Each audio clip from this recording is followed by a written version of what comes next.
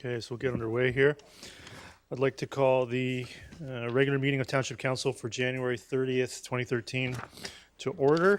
Of course, I'd like to begin by acknowledging the traditional territories of the Coast Salish peoples, and in particular, our special relationships with the Katzie, Kwantlen, Natsqui, and Semiahmoo First Nations. With that, I'll get a motion, please, to adopt and receive the agenda. Moved by Councillor Ferguson. Is there a seconder? Seconded by Councillor Bailey. Is there any discussion on this? No, call the question on this. Oh, I see one. Nope, go back. It's fine. Go ahead. Vote completed. I don't know what's going on. I'm going to cancel the vote there. Hold on. Do that again. A1.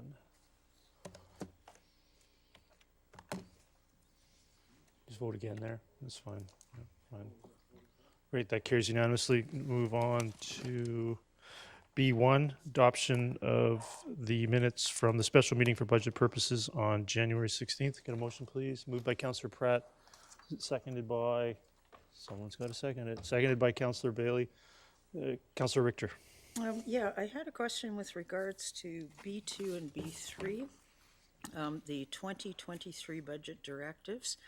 The PowerPoint slides that we had from January 16th on page 7 stated the target property tax increase of no more than 4%, and also that there would be operating budget reductions of 1.5 million, and that oversubscribing the DCC funding envelopes would be confirmed as ongoing council policy. So I think the minutes should actually reflect what was on that slide, page 7, or the 7th slide. Ms. Bauer, do you have any concerns with that? No, that's good. Okay, thank you, Councillor Richter. Is that good? Great. I'll call the question on B1.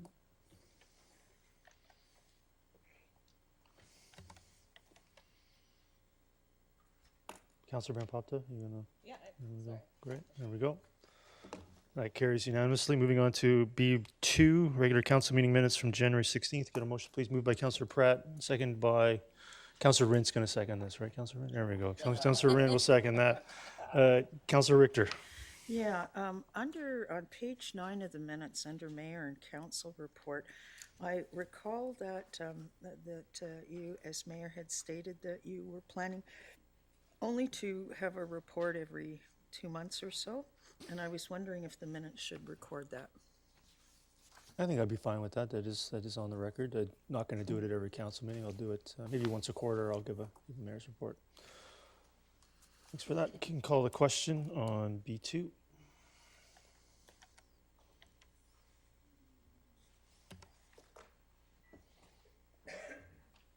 That carries unanimously. Moving on to delegation C1, request to appear before council to discuss the rezoning application for cannabis retail. Please come forward. And I didn't want to take a stab at pronouncing your last name, so maybe Les. Okay, thanks. This is Mr. Cody Les. Okay, so turn your microphone on. Yep, there we go. Go ahead. Good afternoon, Mayor Woodward, council, and staff. My name is Cody Les, and alongside my business partner Ryan Bauer, I own a company called This is Cannabis. We've owned and operated cannabis retail stores in Chilliwack and Abbotsford for 3 years, and today have an application coming forward for another cannabis retail store in Murrayville. I propose this delegation to discuss why our application ought to be approved based on our conformance to the bylaws and associated buffer zones, our demonstrated efforts to alleviate all concerns identified during the application process, and our track record of excellence in safe and responsible cannabis retail. I'd like to tell you about who we are. We are very involved in the communities we operate. In Chilliwack, we've been contributing members of the Chamber of Commerce for 3 years.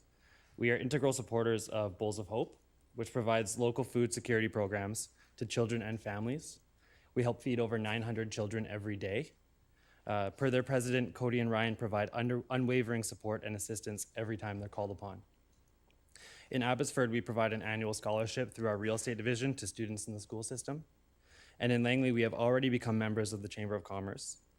Per their CEO, Corey Redekop notes the demand for more retailers in the township and believes we would be a successful and responsible addition to the business community. We've also committed to an annual donation of $5,000 to the Langley Memorial Hospital Foundation. And lastly, we'll be moving our corporate offices from Chilliwack to the Township of Langley as part of this application. We've listened closely to feedback from the community, and I would like to discuss how we've responded to concerns regarding minors that might visit the Tim Hortons near our site. We proactively reached out to the Langley Christian High School and hosted a pleasant and transparent meeting with Adam Wolders, the head of schools, Joel Didson, the high school principal, and Eric Paquette, their board chair. Following our conversation, our office completed and executed a letter of undertaking from our lawyers and legally bound ourselves to contracting an on-site security company between the hours of 10 a.m. and 4 p.m. on every school day to ensure physical third-party security monitoring of the following: that no underage persons are permitted into the store, that no illegal transactions occur between customers and minors on the premises or the surrounding area, and that cannabis is not consumed on the location or the surrounding area. I will say that since we opened our first store 3 years ago, we have performed over 530,000 transactions, and we have never served a minor. We have 0 infractions municipally, provincially, or federally, despite relentless regulatory inspection. We provided a letter from the city of Chilliwack stating that we have not caused a single issue operating in that city, and they have no concerns with respect to our business. It should also be noted that the RCMP have stated the current application does not appear to have any significant policing concerns, besides the possibility of children walking by the business on their way to either Tim Hortons or to the residences after school. Based on review of the application, police are satisfied that the business has the appropriate policies to stop underage persons from entering or buying cannabis products. We have clearly demonstrated that our office will go above and beyond typical procedure to both address and alleviate any concerns that our neighbors have. Lastly, I want to discuss the support we have received to operate this business at this specific location and the significant demand in Murrayville. Of the over 225 letters of support that have been forwarded to council, a significant portion came from individuals living in Murrayville. This reaffirms the demand already uncovered by township staff, who hosted an open house in Murrayville and concluded in their survey that 71% of respondents supported cannabis retail. The demand is clear and obvious. While canvassing for support in the community, there was a common theme.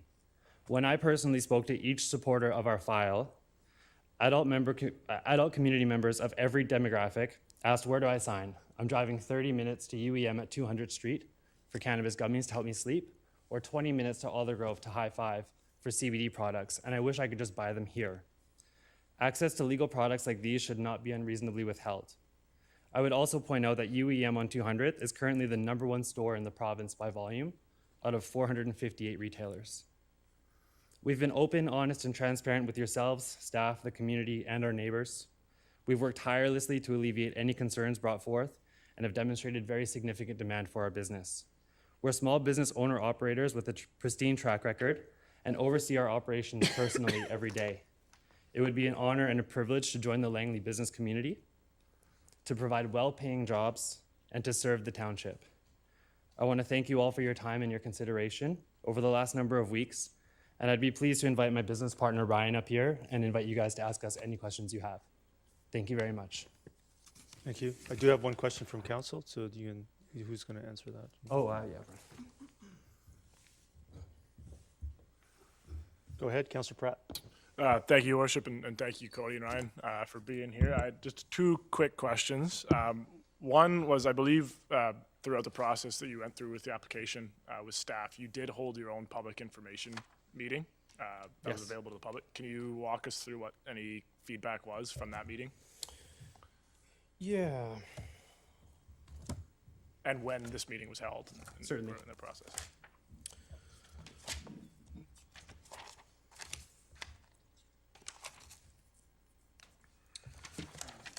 Just getting the date of when we held this meeting. I believe it was roughly January 12th, 2023. I'll have to get the exact date for you. In leading up to this public information meeting, we sent out just over 100 letters to those in our immediate radius, as directed by staff. We had a total of 11 people come out to that public information meeting. You'll see that on the sign-out sheet that we provided to staff. All 11 also signed a petition of support that night. We did receive one email of correspondence leading up to that public information meeting. This individual was just interested in some property that they actually own down the street. This individual is also in support of our application. And just to confirm, that was this year. Correct, yes, Okay, early 2023. this year. Correct. And then, in terms of your other two sites, Abbotsford and Gillette, can you walk us through what, if any, actual security measures beyond? Because I know you mentioned here that you would go and get a security detail for the building here in Murrayville. What security do you have on your other sites, whether it's physical, whether it's personnel? What do you do to make sure that there's no Certainly. shenanigans? So there's very strict security regulations set forth by the province, including every single square inch of our stores are monitored by camera, motion detector. We go far and beyond that in our Chilliwack and Abbotsford locations already. Window screening is no longer required, but we do screen all of our windows. We also protect them with tastefully designed bars to ensure that intruders don't come in after hours. This was the first time we've actually committed to contracting with a security firm, third party, to provide personnel every day. And that was a response to feedback we heard from members of the Murrayville community that are part of the Langley Christian School. That's not typical of most cannabis companies. It was just in response to that feedback. On top of that, we do complete a security risk assessment every time we propose a new cannabis retail store. That's not a requirement of either the municipality or the province. We did do that for this location as well. It's completed by Paladin Risk Solutions.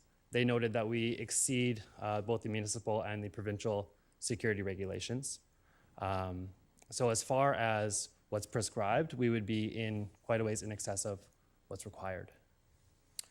I would just like to correct myself. It was back in November of 2022. Yeah, middle of November. Councillor Van Popta? Yeah, I have just three questions. I've heard some conflicting information on whether you actually technically conform to the bylaws in terms of whether it's walking distance or as the crow flies. Is To that? clarify, you'd be talking about the policy, not the bylaw. Oh, sorry, policy. Yeah. Policy, Which, So- which is a guide, right? Yeah. I want to know what measures, like, how did you determine whether you fell within the 200 meters or outside the 200 meters? Because I've heard kind of conflicting information on that. So I'd kind of like to know that. That's one question. And then have you considered other locations within Murrayville and Brookswood? Right, so I'll handle the distance and then I'll let Ryan discuss other locations. So the policy states that that you measure distance as the crow flies from the nearest property line of the property in question, like a school, recreation center, park, to the middle of the doorway of your proposed location. So we used that language when we completed a survey with GeoLink land surveyors and determined that per that measurement guideline, we are 215 meters away. So we would be outside of the 200 meter buffer zone per the policy. Okay. And then other locations? Yeah, so in researching the landscape prior to our application, the only other area than Murrayville that addresses the geographic inequity is Brookswood. If you're able to see the bylaw map for this jurisdiction, you'll notice that 3 of the 4 preferred OCP designated areas are just outside or entirely inside of a sensitive use. The 4th location that is not near a sensitive use is fully leased by a gas station, an IGA, and a liquor store. So I would not expect any vacancy there anytime soon. And you can also see this in the 3 main preferred OCP designated areas on the Murrayville bylaw map along Fraser Highway. And all 3 areas are either completely inside or just outside of sensitive uses. And our subject property we feel is the best for geographic equity in the township of Langley, considering the other stores at 200th Street Interchange, in Aldergrove and in Willowbrook. It's a great location in an industrial area on an arterial highway and not surrounded by residential.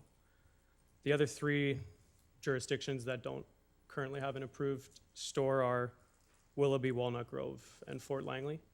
And these also have very similar challenges with sensitive uses and don't solve the issue of geographic inequity in the township. Okay, thank you. Councillor Kunst?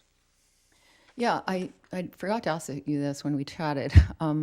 Were you part of the large number of applicants in the last term that we had? Did you apply previous to this to the township for cannabis retail? We were not.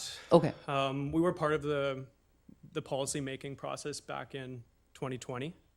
So we actually visited some public house information sessions. Okay. But we decided at the time that it wasn't best for our business to put forth an application at that time. And I guess this is maybe a random question, I suppose, but when you were looking at this location, did you sort of think that, oh, this could be a little bit tough with the school, or you just thought maybe being outside of that 200 meter would sort of give you that, the confidence? Because I know in the last term there was one that we voted on, and it was very challenging because it was outside of the 200, I think it was like 250 meters or 300, and it didn't get support. So I guess, I just wanted to know if you came in, eyes open, and this was the risk. We certainly understood the risk, as we always do when we make a cannabis retail application. These applications, we locked up this property a year and a day ago. So we do take into account how risky it is. Okay. We in our Chilliwack location and our Abbotsford locations are two of the busiest intersections in each respective city. So we do see a lot of traffic, and we follow cannabis retail bylaws across almost every municipality from here through Whistler. So we notice in some they're 100 meters away from sensitive uses, 200, 300, some have no boundaries whatsoever. So in looking at it, certainly we did notice that the Langley Christian School was in the vicinity, but also we wanted to confirm right away that we were outside of that 200 meter buffer zone. From there, we accepted the risk and decided to move forward based on the strength of the conformance to the bylaws and our ability to canvass the neighborhood, to understand the support and any objections, and then to try to alleviate those through the process. Okay, thank you. Yes, thank you. Councillor Ferguson? Yeah, thank you, Mr. Les, Mr. Bauer, for coming today. You've certainly done quite a bit of work here. We've got a lot of submissions from a whole bunch of folks. I'm trying to find the one, you mentioned in your explanation earlier on that you had talked to Mr. Wolders or something from the Langley School. And I was just wondering, did he send you a letter either in support or rejection of your project?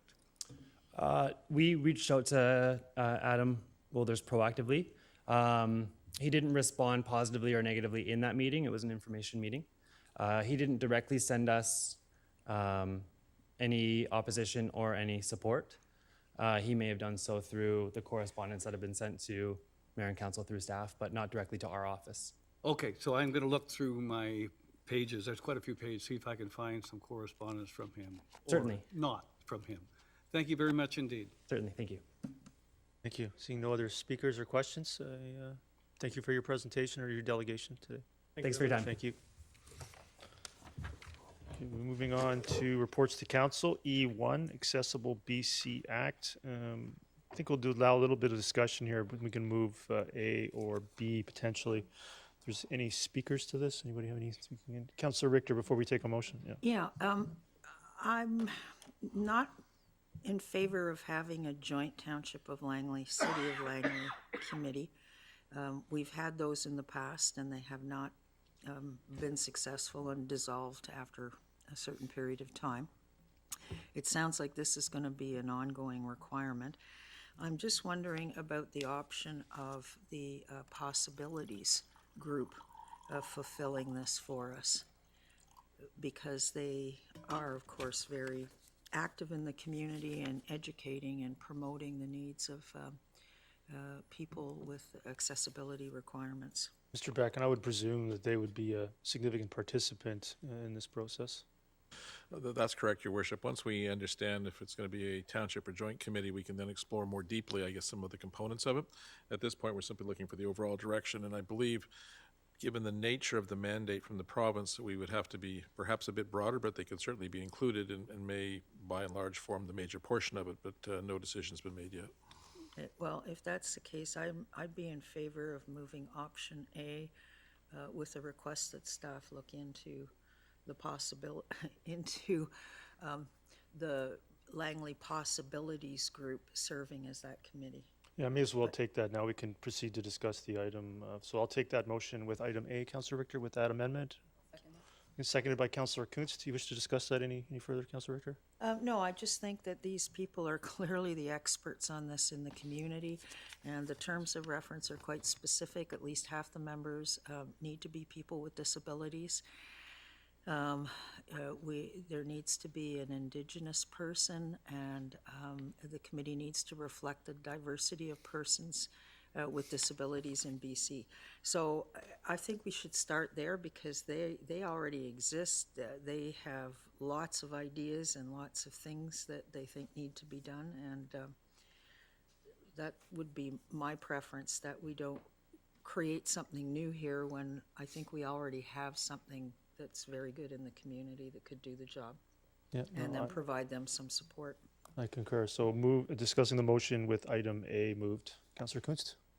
Yeah, it's great that this is here because I was just in a meeting last week and someone asked me about this, and here it is. So yeah, I just wanted to say that this couldn't come soon enough. So it's good that it's here. Thank you.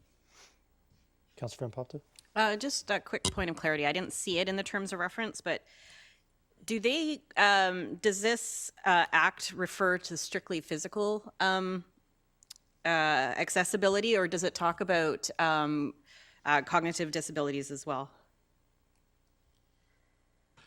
I'm going by memory, Your Worship, but I think it encompasses all disabilities, but I mean, there may be some challenges in terms of the membership given the nature of the disability. Okay. Because I would just like to make sure that we've got all disabilities represented, not just... Correct. I guess the question is, a legal question is one of competency, I suppose, and there's no doubt people with physical disabilities meet the competency test. Some, depending on the nature of the illness, for mental disabilities, it can be more challenging to meet that threshold. And that was what I'm trying to allude to, is that I think it probably would encompass it, provided we maintain that threshold of competency for the individual. Councillor Kuntz? Yeah, on the, I was just thinking about the Langley Seniors in Action group that Langley has, and I wonder if it might be a good idea to reach out to them to see if they have a member that maybe want to sit on the committee as well, because they're very involved with seniors issues here in Langley. So I just thought maybe we'd add that to it. Thanks. Seeing no other discussion, I'll call the question on E1.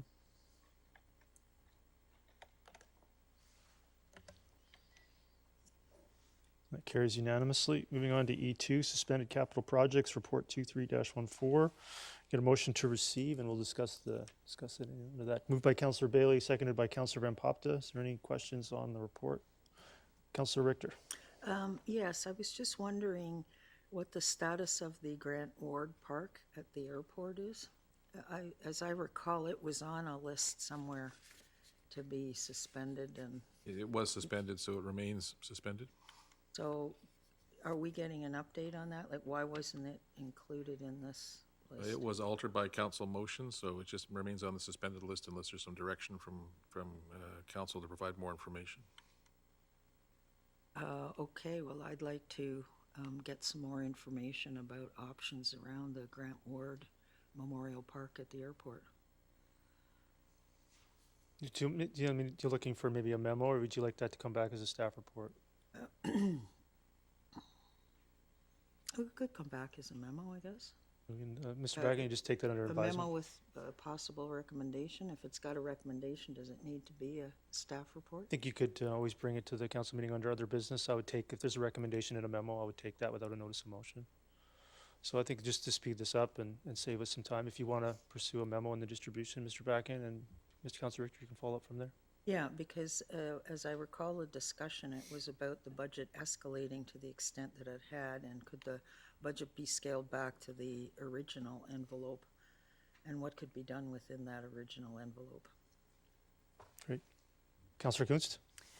Yeah, so number 8, the Brookswood and Murrayville water quality improvements. No surprise, I'd probably be asking about that, but just wondering what would be the status of the concerns that, might come up because of the water quality, the reason why we were going to have those improvements. So does staff have any comments on what we can expect? Maybe, Mr. Bragan, it's what I understand, there's a staff report coming potentially to give some greater context to the overall water issue, but that we're still on Metro Vancouver water for Murrayville and Brookswood in the meantime, and it would be, I think, appropriate to make a decision on those projects here within this budget cycle. Mr. Bracken or Mr. Swag, do you want to add anything to that?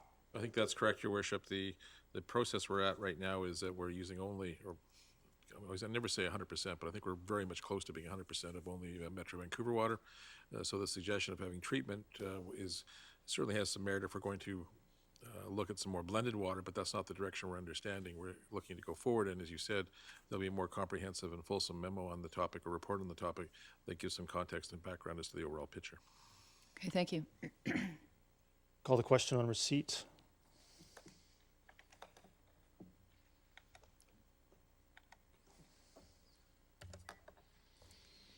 That carries unanimously. Moving on to E3, assessment averaging report 23-11. I just get a motion to receive.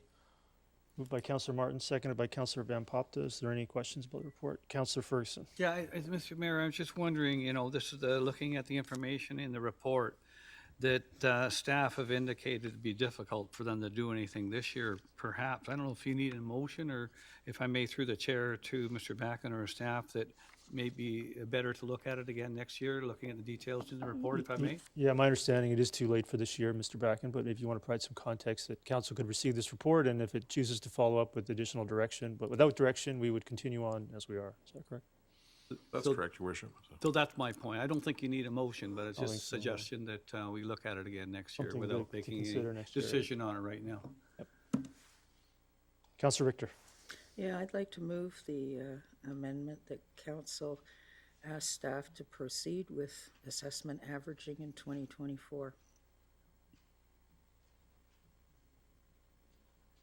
I think we could probably do that as a separate motion, not as an amendment to receipt, if that's all right. If you want Okay, to that's follow fine. up with, I'll come back to you. All right. Is there any other speakers? I'm not seeing any, so I'll call the question on receipt of E3.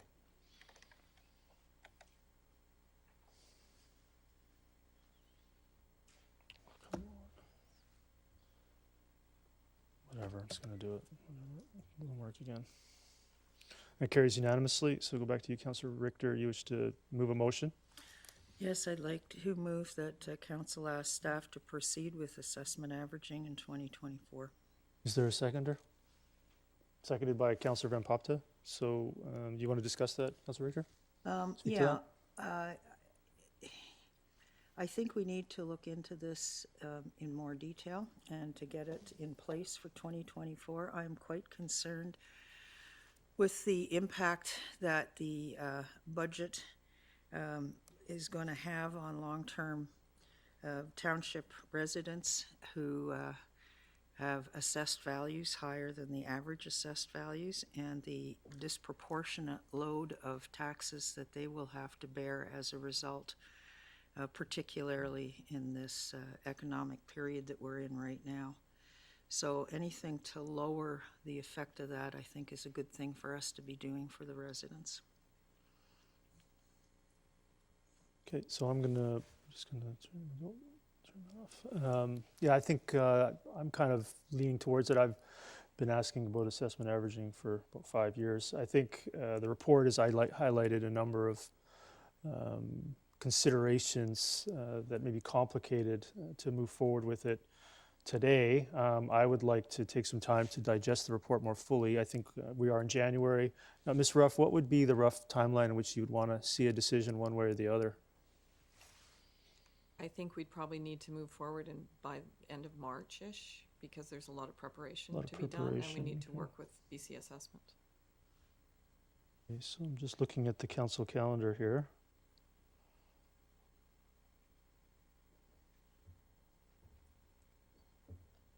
So I'd like to suggest, or I'll move deferral to this motion to be considered at the April 3rd regular meeting of council. Is there a seconder to that? Seconded by Councillor Martins. Is there any I'm going to open up a secondary motion. Is there any discussion on the deferral to April 3rd? Seeing none, I'll call the question on deferral.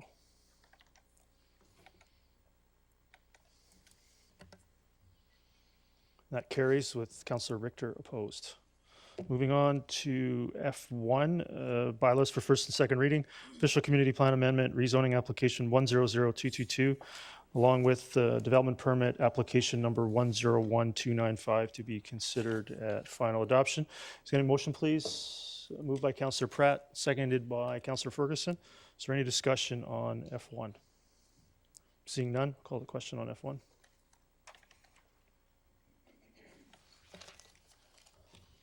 That carries with Councillor Richter opposed. Moving on to bylaws. Just gonna make sure. Hold on a second. There you go. Bylaws for first, second, and third reading. G1, a rezoning application number 100694 with a development permit application number 101307. Bylaw number 5833 for the development of 209 apartment units and some commercial space. Can I get a motion, please? So moved by Councillor Pratt, seconded by Councillor Van Popte. Go ahead, Councillor Pratt. Thank you, Your Worship. And through yourself to staff, just a clarification question on the site plan. When we look at it here, especially building B, it'll be fronting onto a street that I believe is still incomplete. And in the schematics, it's shown that the second half of the street will theoretically have to be on the Willoughby Elementary School site at some point in the future. So I just wanted to confirm that upon completion of this project, we're going to have a half-built road fronting Willoughby Elementary. Mr. Richardson, I think they're taking the whole road, or maybe you could clarify. Good question. Through your worship to Councillor Pratt, there'll be a full functioning road on the subject site. So then, sorry, go ahead. The Willoughby Schools site is also designated town market commercial. So when that redevelops out, there may be some adjustments in terms of the streetscape, say boulevard treatment and placement of trees on that subject property, but the current subject application is providing full vehicle movements. So on page 8, for instance, of the site plan, I see the proposed road seems to be on both sides of the property line, both the subject's property and the Willoughby Elementary School property. So the developer will be fully building the entire side of the road, the entire road on their property. There will not be any other road required still on the Willoughby Elementary School property site. So through your worship to Councillor Pratt, for clarity, there'll be a full functional road to the interim standard. And then when the town market commercial designated property that encompasses the Willoughby Elementary School is developed, as noted there, there'll likely be a further additional dedication required there for that full road center to service the Willoughby school site. And if my memory of the map serves, Willoughby the school itself is probably too close to the property line on that northwest corner of the site for a road to be built now to the full standard, not just the interim standard? Correct, through your worship, yeah. Okay, thank you. Councillor Richter. Yeah, two questions, just to follow up on the road question. So in the interim, who's responsible for maintaining that road? And can that road sustain emergency vehicles, et cetera, garbage pickup, as it's a half road? Mr. Richardson. Through your worship to Councillor Richter, it's an interim road standard. It will be maintained by the proponent over a township statutory right-of-way, and yes, we'll be able to accommodate service and emergency vehicles. So are we, by allowing this, entering into a situation where we're going to have a repeat of the 207, I think it's 207A street thing, where there's a road beside a school and people are using it, and it's the residents are the ones that have to pay to maintain it? Mr. Richardson, do you have an opinion on that? Thank you, Worship.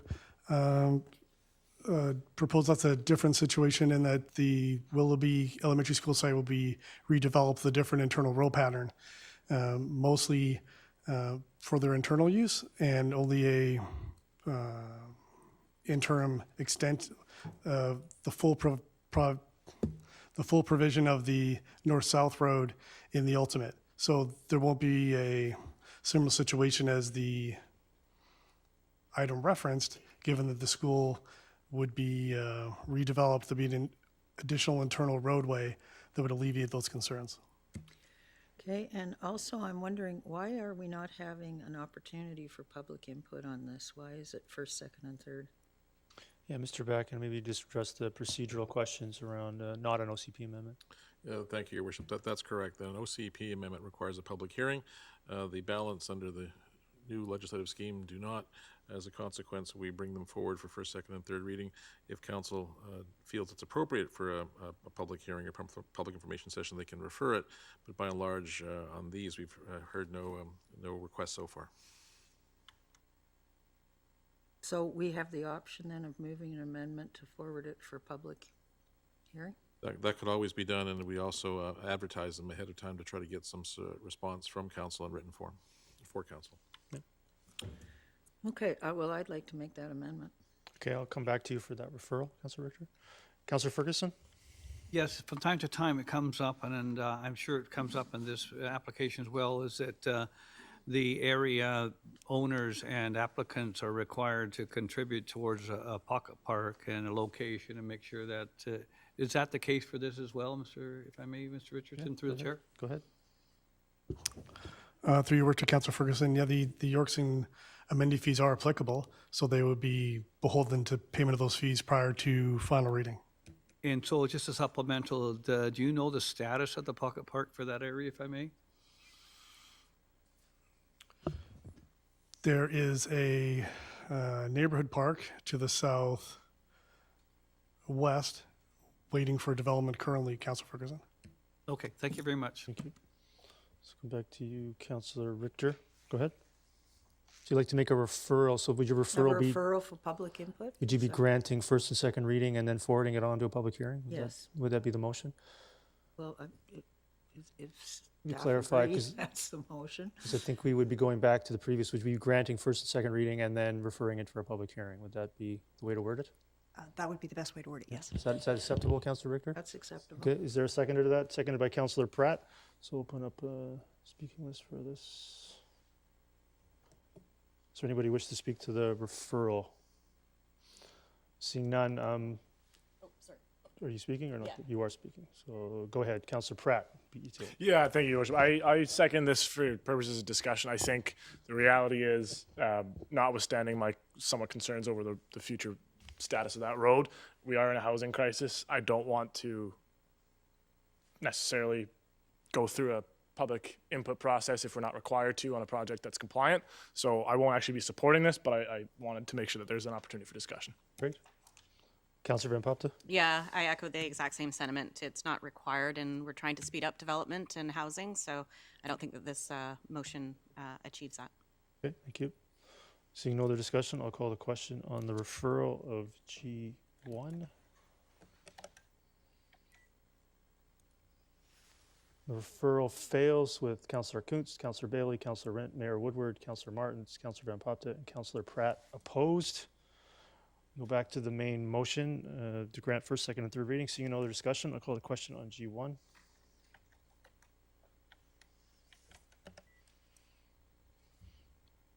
That carries with Councillor Richter opposed. And moving on to G2, rezoning application 100692, along with the development permit applications 101304, 101386, bylaw number 5830. This is for two industrial buildings located adjacent to 264th Street, 29th Avenue in Aldergrove. Can I get a motion, please? Moved by Councillor Pratt. Seconded again by Councillor Rint there. I'd see that. Yeah, that's great. So is there any discussion on G2? Councillor Pratt.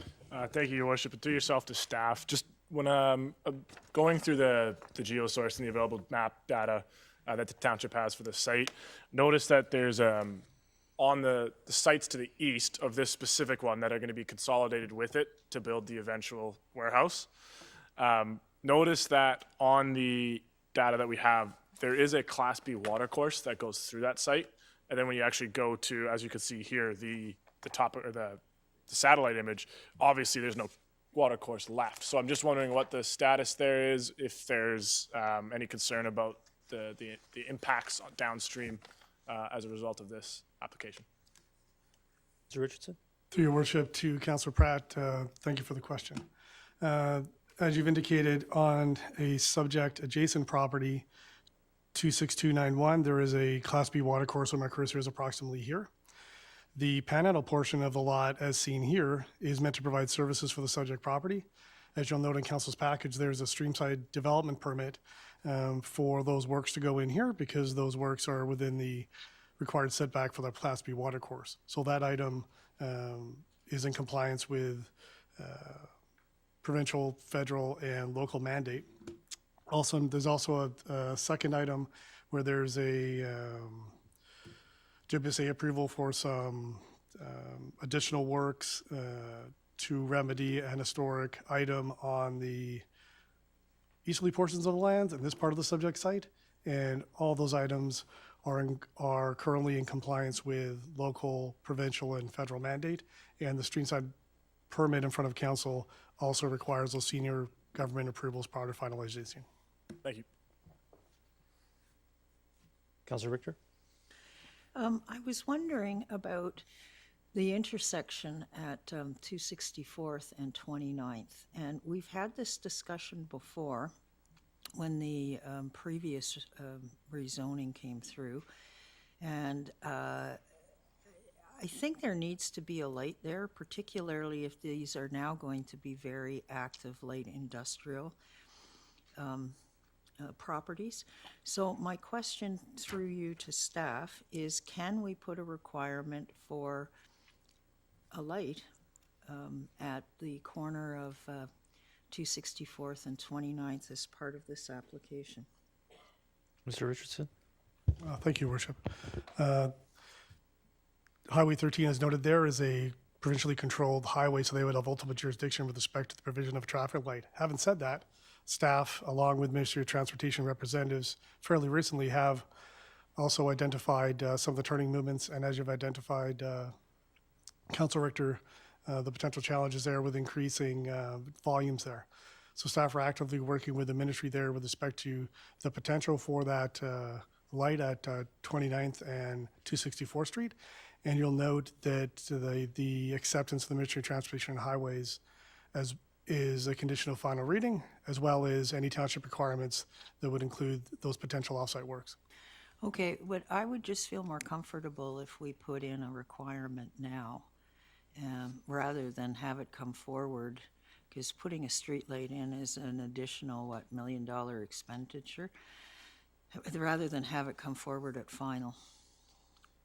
So can I amend this? Would it be inappropriate to amend this to include the requirement for light? I think it's totally appropriate to move that motion, Councillor I Richter. would move that Okay, motion. come back to you for that. I have a couple of other speakers, but I'll make a note of that. I'll come back to you.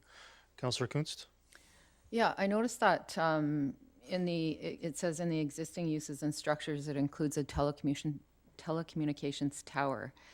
Will this tower remain? And if it doesn't, is that going to impact the already terrible telecommunications that we have in South Langley, but maybe Langley as a whole?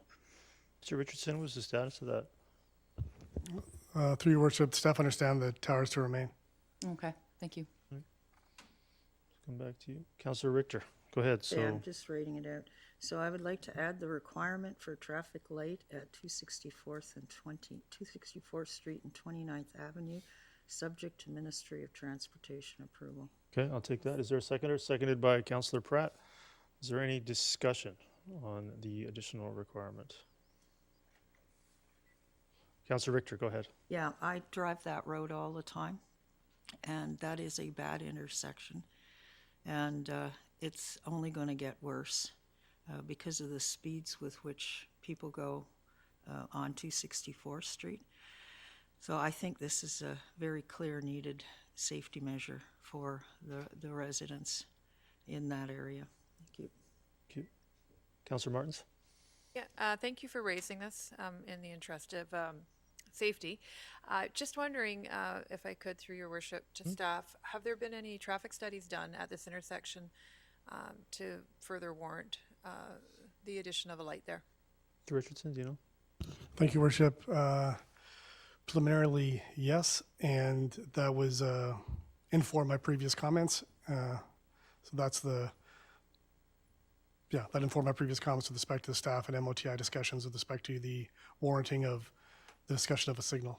I follow up on that. Do you know, Mr. Richardson, if it's a project that already exists within the Roads DCC program?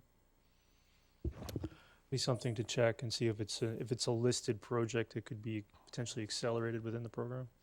Through your worship, that is correct, it is. It is. The item there is though the jurisdictional nature of the usage of the DCCs with respect to a provincially controlled highway. Yeah, fair enough, yeah. So do you have a follow-up, Councilor Martins?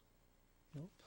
So I had a question about that, just to follow up on the DCC question, Mr. Richardson. Is it typical practice to impose this upon one particular development, potentially when I see some pretty decent quantity of vacant land in other parts of this industrial area to come, to impose this upon a single applicant, or are we better off to potentially accelerate it within the DCC program so all proponents of the area are contributing to it? Do you have an opinion on imposing it upon one development? Thank you for the question, Your Worship. As you know, the DCC program is meant to share that burden across the township in general. In this particular instance, there may be an opportunity, Your Worship, given that we have a number of applications in the area for a contributing arrangement to meet this requirement for the, let's say, first individual in. Yeah, so that leads me to support this as an imposition of a requirement without understanding if we're going to be back here removing it later, because that can't be worked out. Is this something that can be investigated and deferred till final adoption, in which you can get some more information for that potential? Certainly, Worship. Okay, so I'm going to move deferral of consideration of this to final adoption with can amend it and then refer. I'm just going to defer it to consideration at final adoption, with the understanding that staff are going to work and see whether that coordination amongst multiple proponents is possible. Is there a seconder to that? Seconded by Councillor Pratt. Is there anyone to speak to the referral? Seeing none, I'll call the question on the referral. And that's G2. That carries with Councillor Richter opposed. So now back to first, second, and third reading. Is there any more discussion on granting first, second, and third reading? Seeing none, I'll call the question on G2.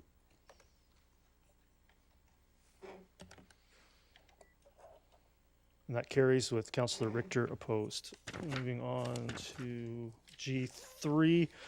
Again, bylaws for first, second, and third reading. Rezoning application number 100705. Bylaw number 5829 for a cannabis retail endorsement in the Murrayville area. Can I get a motion, please? Moved by Councillor Van Popta. Is there a seconder? Seconded by Councillor Pratt. Go ahead, Councillor Pratt. Just a question, Your Worship. I'll come back a second time when other members of council had an opportunity to speak. And just a question for yourself to staff. Is the reason why there's no public hearing on this issue, again, because it's compliant with all of our policies? Through Your Worship, Councillor Pratt, correct. Thank you. Councillor Kuntz? Yeah, I just wanted to speak to this. I think I was very honest with the both of you when we spoke about the challenges that I had with the location. You're exactly the kind of retailers that we do want in the township.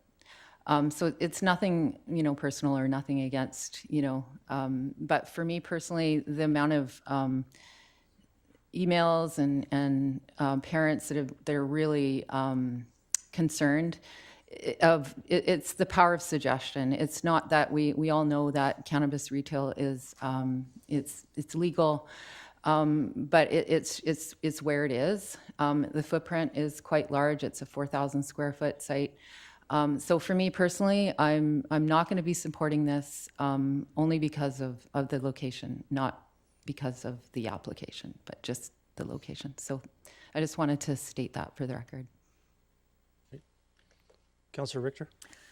Yeah, I've said before, and I'll say it again, I don't think since we've put in the policy that I guess will be amended again today, later, as well as granted the 3 current locations to go into existence, that the demand is not being met by the supply available. And on those grounds, I don't think we need another one because we haven't got any details on the ones that are already in existence and whether or not they are meeting demand. The second question I have is with regards to whose demand are we meeting? We have 2 municipalities that border us, Surrey and Langley City, that don't allow them at all. So I would assume that these stores are being used by residents of those areas, and I would wonder how many residents outside of Langley would also use the Murrayville one. And the third thing is that I really do think this is just too close to too many schools. I'm sorry. It's not a good thing to have it where it is, right by a Tim Hortons that kids frequent all the time. So I'm not going to be supporting it. And I also think there should be a public hearing on it. Thank you. Councillor Van Popta? All right. Oh, I'm going to settle in here. Okay, so I'll be speaking my opinion on this matter, and it's not going to be popular. I will be voting in favor of this rezoning because of a few reasons. One, it meets our own requirements and setbacks. Two, we have made our own requirements and setbacks so tight that there are a few spots that we would actually be able to allow cannabis anymore. And three, I'll base my opinion on legal cannabis on statistics and experiences and not in fear. I, too, was an LCS parent. My experiences with youth and illegal substances at LCS was actually with vaping and alcohol, both regulated for underage, yet both easily accessible within the Murrayville and Greater Langley area. I have talked to LCS parents who support this rezoning, and I have talked to LCS parents who are neutral on it. Ultimately, I do not ascribe to the notion that a building with frosted out windows and has zero reference to drugs, cannabis, marijuana, pot, weed, or otherwise on it entices or pressures youth to use drugs. I am frustrated with societal hypocrisy that a plant that has been used for millennium all over the world for pain control, sleep, anxiety, and other medical conditions is somehow bad. Yet we celebrate alcohol culture, sell it in our grocery stores, and use it in front of our children regularly. Pill parties using pharmaceuticals is a thing among youth, but would we push back if this was a pharmacy? LCS students regularly pass Shoppers Drug Mart, and yet opioids are killing people in the thousands in British Columbia every year. Statistically speaking, youth cannabis rates have actually decreased by 5% in Canada since legalization. And that is because the access to the black market product has decreased and made it harder for youth to access. It can take years for applicants to get a federal, provincial cannabis permit to be a licensed seller. So what business operator would intentionally run an operation that would potentially sell to youth? We've made the bylaw so stringent that I find compliant locations is increasingly difficult and will always pose a risk of visibility. I recently had to pick up legal cannabis for a family member who uses it for sleep. It was a Wednesday night at 9 p.m. and the lineup was out the door. The fact that Langley is underserviced in this market, the fact is Langley is underserviced in this market, yet 53% of adults use cannabis. The times have not changed really from when it comes to cannabis from the time I was a fine arts student to raising my own teenage daughters. Kids who want to try pot will find pot.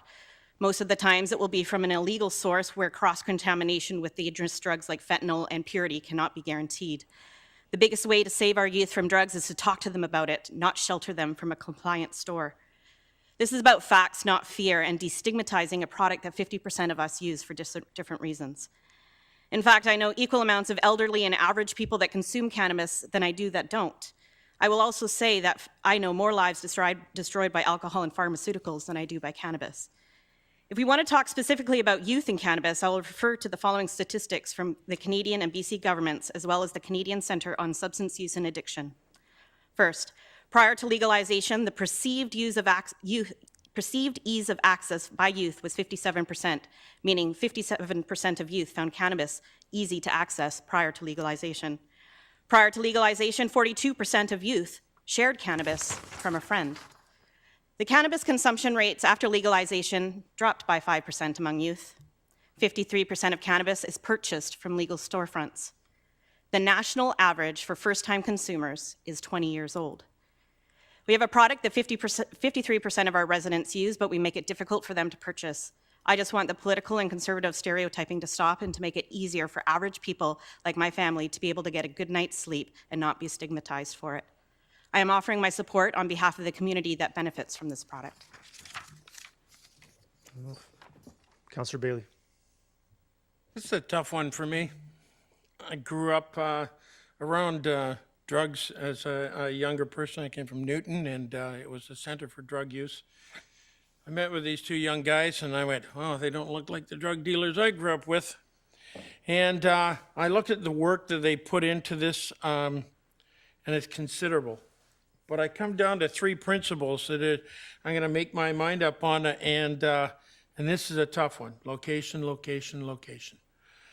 I don't. We've got to represent the people that are in this community now, and I have continually, even again today, got more emails time after time after time about concerned parents. And while I may not agree with some of their views or any of that kind of stuff, I have to vote. I have to vote against this. I'm sorry. Councillor Bailey, you never have to apologize for your vote. Thank you. Councillor Ferguson. Okay, thank you, Mr. Mayor. I did want to say that I do appreciate the time, energy, and effort the applicant put in. Mine is only one concern is basic the distance to the school, and I did find there's an awful lot of information. And I did find a letter from Langley School, Christian School, from an A. Wolders, MED, saying that they were opposed to it. And I think safety is important, and I think kids and safety is important, and also sending the right message. But I do have a question for staff, if I may, through the chair. Did we not approve one up by the Best Buy in, was it Best Buy? In, Correct. so thank you, Mr. Mayor, you answered the that's question. correct. So That's we've where it done is. one this term, so we Last haven't. term, that was done last term, Councillor Ferguson. Okay, it was, it came forward then. Okay, so I wanted to bring that to our attention as well. So, we do have 3 in the Township of Langley, and the safety issue for schools and young children, it was a concern to me. So I will be opposing the application. Thank you. Thank you, Councillor Ferguson. Yeah. Councillor Pratt. Thank you, Your Worship, and like a lot of people on the council here, this one is one that I've been mulling over a lot. We were all in high school, we were all in middle school, and we were all in elementary school. I remember in grade 5 going through the DARE program. I don't know if it's still in operation, right? So, yes, there's societal pressures on kids and students these days, exposing them to drugs and alcohol. But I knew about it starting in grade 5. And just because I was aware of it didn't mean I was using it. Going through high school, I didn't touch the stuff. But I sure knew where to get it if I wanted it, and for a lot cheaper, even though it wasn't legal at the time, than I could have gotten it at a legal dispensary or a dispensary of any kind. I think the challenge that I have with some of the arguments made against the retail location, this one specifically, but about them in general, is that if there wasn't a demand for the product, I don't think we'd be debating today later on adjusting the policy because of the amount of potential proponents that are coming forward, right? If the market is asking for a product, then there will be proponents to fill that need. And if the market wasn't asking for it, we probably see no proponents coming forward. So for me, there's a demand. And also knowing what these stores are really being used for. There's ongoing discussions about several of the products, primarily CBD products. And obviously, some people are very well versed in the discussion around cannabis, and some people aren't. THC is what gets you high, CBD is what helps you sleep, and what helps with your joints. There's a lot of CBD products that are now being discussed about being sold over the counter at pharmacies, not just at these stores. So the types of people that are going to shop at these stores aren't, kind of to Councillor Bailey's point, they aren't the same people, or they're not the people that are in the minds of a lot of folks who they kind of, the image is conjured up. And I think of locations like LSS. I see kids every day walking down to the Starbucks on 216th and Fraser right next to a liquor store. I think of myself when I went to high school right next to an outdoor gun range. And I'd be sitting in English class listening to gunshots go off nearby. The proximity is not what causes somebody to do something or wants them to do something. It's their environment. It's the nature. It's the nurture, right? Not the nurture. It's not the nature. It's the nurture. So if we want to educate kids on the harms of getting involved in drugs early, then let's do that. But for the majority of the population who is using this as a product to help them sleep, as a product to help them relax, as a product to alleviate joint pain when they're in their 50s, 60s, 70s, and it's a proposal that meets all of our policy requirements, I struggle to see why we don't. And especially, and I've received the same emails that all of my councillor colleagues have received in opposition. And I fully understand the trepidation that a lot of parents have. I grew up in Murrayville, very, very, very close to this site. And I was speaking to my parents the other day. If I was in high school, what would you have thought? And they'd said, yeah, we probably would be in opposition to this as well. So I completely understand the concern of the parents. But we have a document that has 195 letters of support from people who live in Murrayville. To me, that outweighs, in sheer number, the number that I've received in opposition. So when I look at all these facts, I completely understand the trepidation, but for me, it's a boxes being checked scenario. So thank you, Your Worship. Thank you. Councillor Richter?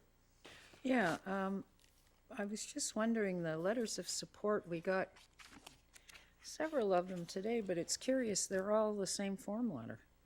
So, I'm sorry, Councillor Pratt, you've spoken twice, I think. Councillor Richter, I appreciate that point. It felt more like a petition to me rather than letters of support. Councillor Van Popta? Get to that same conversation, most of the opposition letters are form letters as well. I agree, they were indeed. Councillor Kunst? Yeah, I'm just going to state this for the record. I'm as uncomfortable with this location for cannabis as I would be for vape. And I will be having a notice of motion later on. I think when we talk about the policy, that we could possibly also maybe restrict vape stores as well, because I think they're almost as harmful or even worse. So what I don't want to see is, if this doesn't go, or maybe it does, I'm not sure where everyone's sitting, but I also don't want to see a vape store in that location as well for the same reasons. Thanks. Yep. Seeing no other discussion, I'm going to just not give a long speech. I'm just going to say that 5 years, 4.5 that I've been here, cannabis has been an ongoing struggle for the previous council, and it seems it continues to be one for this one. I've also experienced on occasion that when it comes to issues, both sides are right and can be right. And I feel like in this particular issue, both sides are right, but a decision has to get made. With that, I'm going to call the question.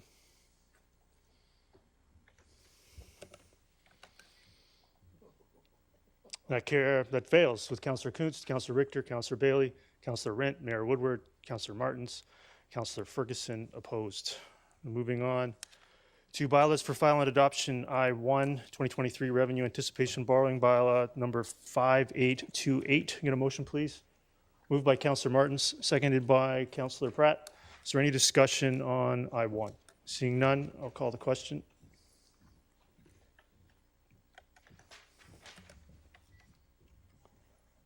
That carries unanimously. Moving on to I-2, Township final adoption of Township of Langley Housing Agreement Amendment Bylaw number 5835 for the Langley Memorial Hospital Foundation. Get a motion, please. Moved by Councillor Martins, seconded by Councillor Ferguson. Any discussion? Councillor Richter.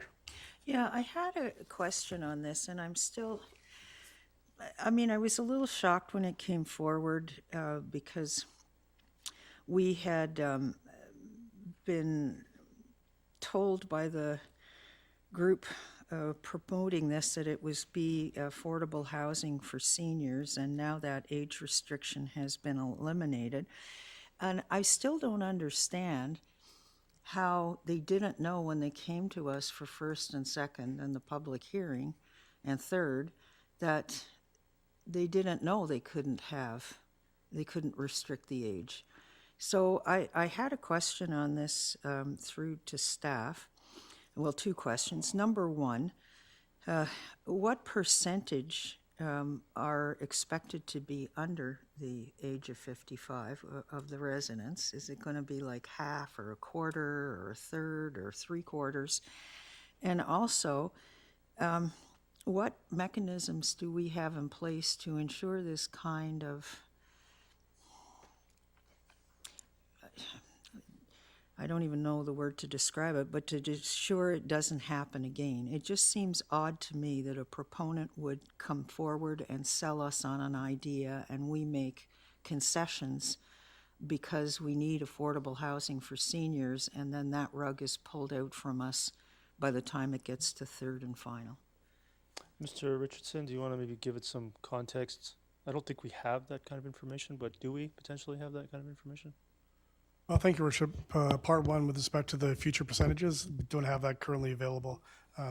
Part two, staff understand it was an item with respect to their final deliberations and finalization of the project with respect to CMHC financing and some of the requirements around that is then brought forward this amendment. Yeah, but did they not know ahead of time that CMA would not give them the financing if they had an age restriction? Like, would they not have known that? Mr. Richardson, they've related to me that they did not, but Mr. Richardson, do you know any follow up on that? My understanding is correct, is the same as yours, Your Worship. If they did, then there would have been the opportunity for that negotiation at that time. Okay. Well, I'm going to support this because it is affordable housing and we do need affordable housing. But I do have to say for the record, the way this has played itself out, it's left a very distasteful taste in my mouth on how this could even possibly happen. We should know at the very start exactly what is going to happen and not have the terms changed halfway through. It's not right. Thank you. Thank you. Seeing no other discussion, I'll call the question.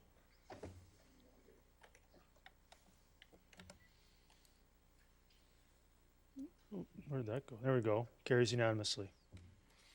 Moving on to I3, final adoption rezoning application number 100674. This is bylaw number 5818. Get a motion, please. Councillor Bailey, I see your hand up. You moved by Councillor Bailey, seconded by Councillor Kunst. Is there any discussion on the rezoning bylaw final adoption? Seeing none, I'll call the question on I3. Point of order, Mr. Mayor? Carries unanimously. What's your point of order? Okay, I'll come to that. We'll get through the final adoptions and then we'll do that. Oh, you hadn't done the final yet. No, that's I3. So we also need a motion for the development permit, I understand. So we'll get a motion moved by Councillor Ferguson and seconded by Councillor Pratt. Any discussion on the development permit? Seeing none, I'll call the question.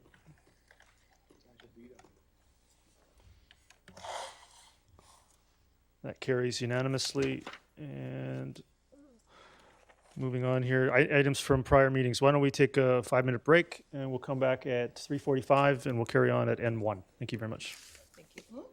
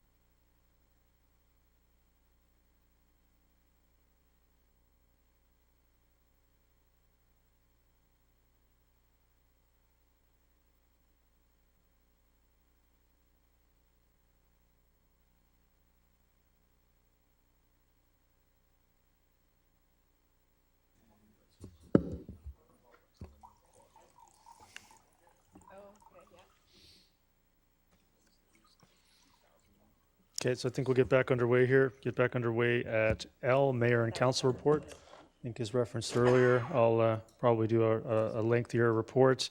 The last week meeting in March. Is there anybody else on council that wishes to give a report? No, I'll move. Well, you're going to move on to Metro Vancouver report, Council? You want a council report? Go ahead, Council Ferguson. Thank you, Mr. Mayor, and I did want to say, I did see you drop the puck for the prospects game for the did indeed. NHL Future Play, and that was a great, and I want to compliment staff for getting that event to the Langley Event Center, because that's usually held in an NHL rink. So kudos to our staff, great to event. yourself, and the community. That's a very, very good point to raise. It's the second time I've gotten to drop the puck for Mr. Bedard. Councillor Bailey. Yeah, this is a huge learning process doing this kind of stuff. And one of the most surprising ones is the immigration committee that I sit on. And the amount of immigration that is coming into Langley is surprising, to say the least. And when I look at that combined with the homeless situation, I realize more than ever that we're going to have to dig real deep for affordable housing because these two populations are going to be, along with seniors, I believe, are going to be competing for an increasingly scarce commodity. We hear continually the shortage of labor and how much we do rely on immigrant labor and that. And I'm just saying, in the future, we've got to pay attention to now three. I previously thought it was more, for seniors, youth, and homelessness, but the immigration coming into Langley, I think, is going to put added pressures on our affordable housing. Yep, good points. Councillor Martins, I had the pleasure of attending an event on Friday. You can speak to that. Can I? Yeah, Councillor Bailey and I had the pleasure of attending Councillor Martins' official retirement ceremony from the Vancouver Police Department on Friday afternoon. Departure with distinction at the Hall of Remembrance in Vancouver. Yeah, go ahead. Congratulations, Steve, by the way. Even let a firefighter in there. They did indeed let a firefighter. Yeah, I was the only mayor in attendance, which was fun. Go ahead. Thank you. I just wanted to report back that since our last meeting, I've attended the Gateway of Hope Community Council meeting, and lots of great work going on there. And I echo what Councillor Bailey is saying with regards to homelessness and finding solutions for, especially through extreme weather events. So it's nice to be part of that committee. I also attended the Fraser Valley Regional Library Board meeting out in Clearbrook, and at that one I was elected to be a member of the Interlink board, and that's with all the public libraries representing, I believe it's 18 different regions. So it's great for Langley to have a voice at that level as well. I just wanted to let you know. Great, thank you. Councillor Van Popta? Yeah, I attended my first Metro committee. We're going to do that under M. Oh. Why don't you just carry on with M right now? Okay. There we go. On to M. And M. So Metro Vancouver. Metro Vancouver, I sit on the water committee, and mind was blown. That was an interesting experience for myself. You know, it was more of an overview for a lot of us who are new to that committee, and had a great presentation on all the infrastructure projects that are related to water. And part of me is kind of going, yeah, I understand why our water rates are going to be going up. I think every major water crossing has a new water pipeline going under it, and that's no small feat. But not that I'm, necessarily agreeing with the amount of rates that are going up, but at least I understand it and have a better understanding. So looking forward to kind of digging into that committee and meeting with all of, there's a couple mayors from other municipalities on that committee and some other councillors. So it's a good meet point. I believe that's chaired by Mayor Brody, is that correct? Yes, Mayor Brody. Yeah. Councillor Kuntz, did you have anything? You good? All right.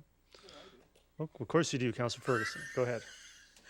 Thank you. We attended the Metro Vancouver Regional District Board meeting, and the theme was three things: orientations, explanations, and presentations. So we've got a lot on our plate, and that was the theme for that evening. Thank you.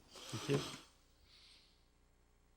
Moving on to N1, rezoning application number 100671, bylaw number 5827, coming forward, which was deferred at the January 26th meeting. Can I get a motion, please? Moved by Councillor Martin, seconded by Councillor Van Popta. Councillor Pratt. Thank you, Your Worship, and through yourself to staff, just a clarification question. I know in some of the communication we've received in regards to this application, there was concern about outstanding issues related to DFO, and that there might not be as much certainty around the DFO issues as it seems. Is there any comment you could provide on that? Mr. Richardson? Through your worship, yes. Excuse me, just getting to the slides.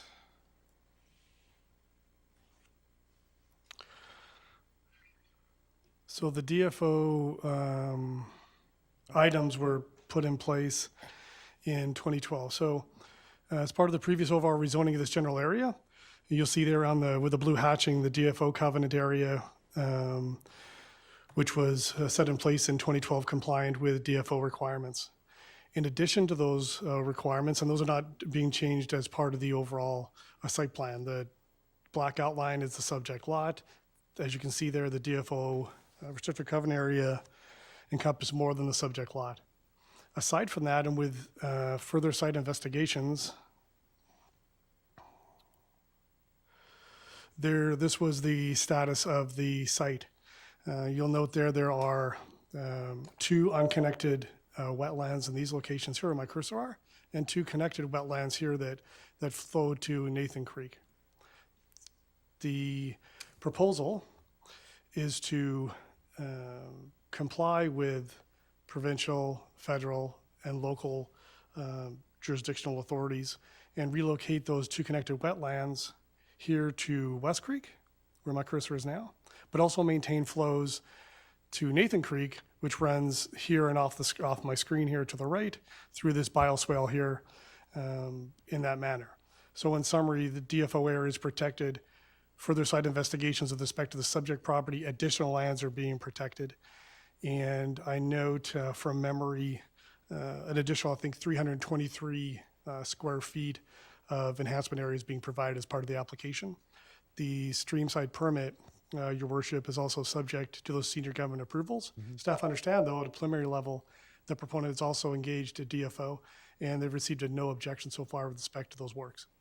Thank you. Thank you. Councillor Richter.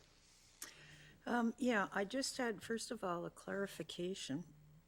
So is what's back on the table now the referral to staff to take into consideration the issues raised by the public? My understanding is you'd have to move that again, Councillor Richter. Oh, okay. Well, I would like to move it again.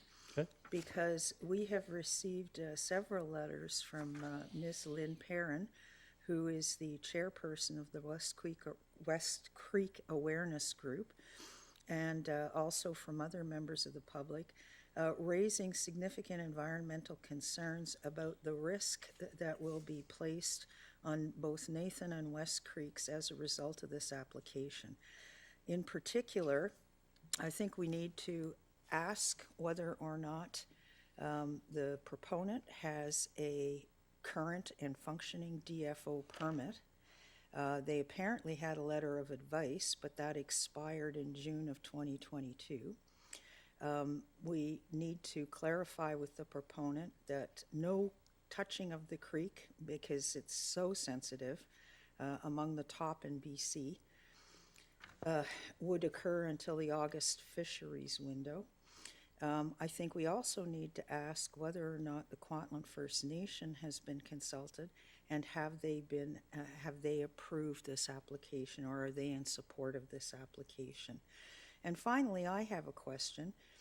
Because of the environmental importance of this creek, or these creeks, if litigation occurs as a result of us approving this application, will TOL be drawn into it? So is there a potential that we could end up being sued because we haven't done proper due diligence in consulting all the authorities we should be consulting with? So those are the issues that I think we need clarification on, and that is why I would like to bring the referral motion back so You'd that like the- staff can address these. The referral motion would be for all three items? Well, I actually think I've got Four there? one, the DFO permits, the not doing any work until the August fisheries window, that's 2. KFN consultation, and that's 3, and then 4 would be litigation. My understanding is KFN consultation is required as part of the provincial permit process. Is that correct, Mr. Richardson? Well, has there been a provincial process, and was KFN consulted? Mr. Richardson, do you have an update on that? Your worship, that will be pursuant to the WSA approvals, and those are subject to the terms of the permit in front of council now. Yes, so I think we could certainly entertain the referral. Do you wish to move that referral with those items, Councillor Richter? Yes, I would Okay. Is move there a those. seconder to that? Seconded by Councillor Bailey. Is there any discussion? Do you want to discuss it further, Councillor Richter? No, I just think that we can't overlook the environmental significance of these 2 creeks within all of BC. And are we absolutely 100% sure that there are mechanisms in place that will properly protect those environmental areas? And I don't think we've received that evidence yet, and I think we need to have assurance that that evidence is there. Thank you. Thank you. Councillor Van Popte on the referral. I didn't open up here. I'm going to clear Sorry. the queue. I'm going to open up a secondary motion. Request to speak again. There we are. Go ahead, Councillor Van Popte. Yeah, I feel like I received sufficient environmental reports in the initial application. It was quite extensive.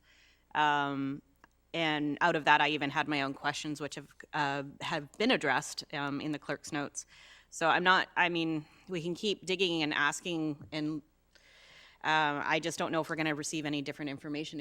If we found a way to use this land and protect the creeks at the same time, why we're holding it up. Thank you.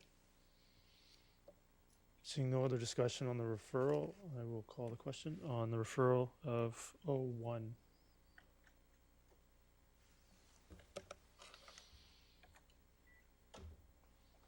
The referral fails with Councillor Rint, Mayor Woodward, Councillor Martins, Councillor Van Popte, and Councillor Ferguson opposed. Back to the main motion. Is there any other speakers on the main motion? I'm going to say a little bit here. I think this has got quite the process still to go to achieve final adoption. This, Mr. Richardson did point out, there's a significant dedication to permanently protect that and update or relocate the wetlands and replace them. That's the process that we have. May not be perfect, and enforcement may be required, and we're going to talk about that later in the meeting. But it's an ideological, for me, discussion on whether or not we develop lands within the boundary of the Gloucester Industrial Estates, following the regulations that are in place, and that's where I'm at. Call the question.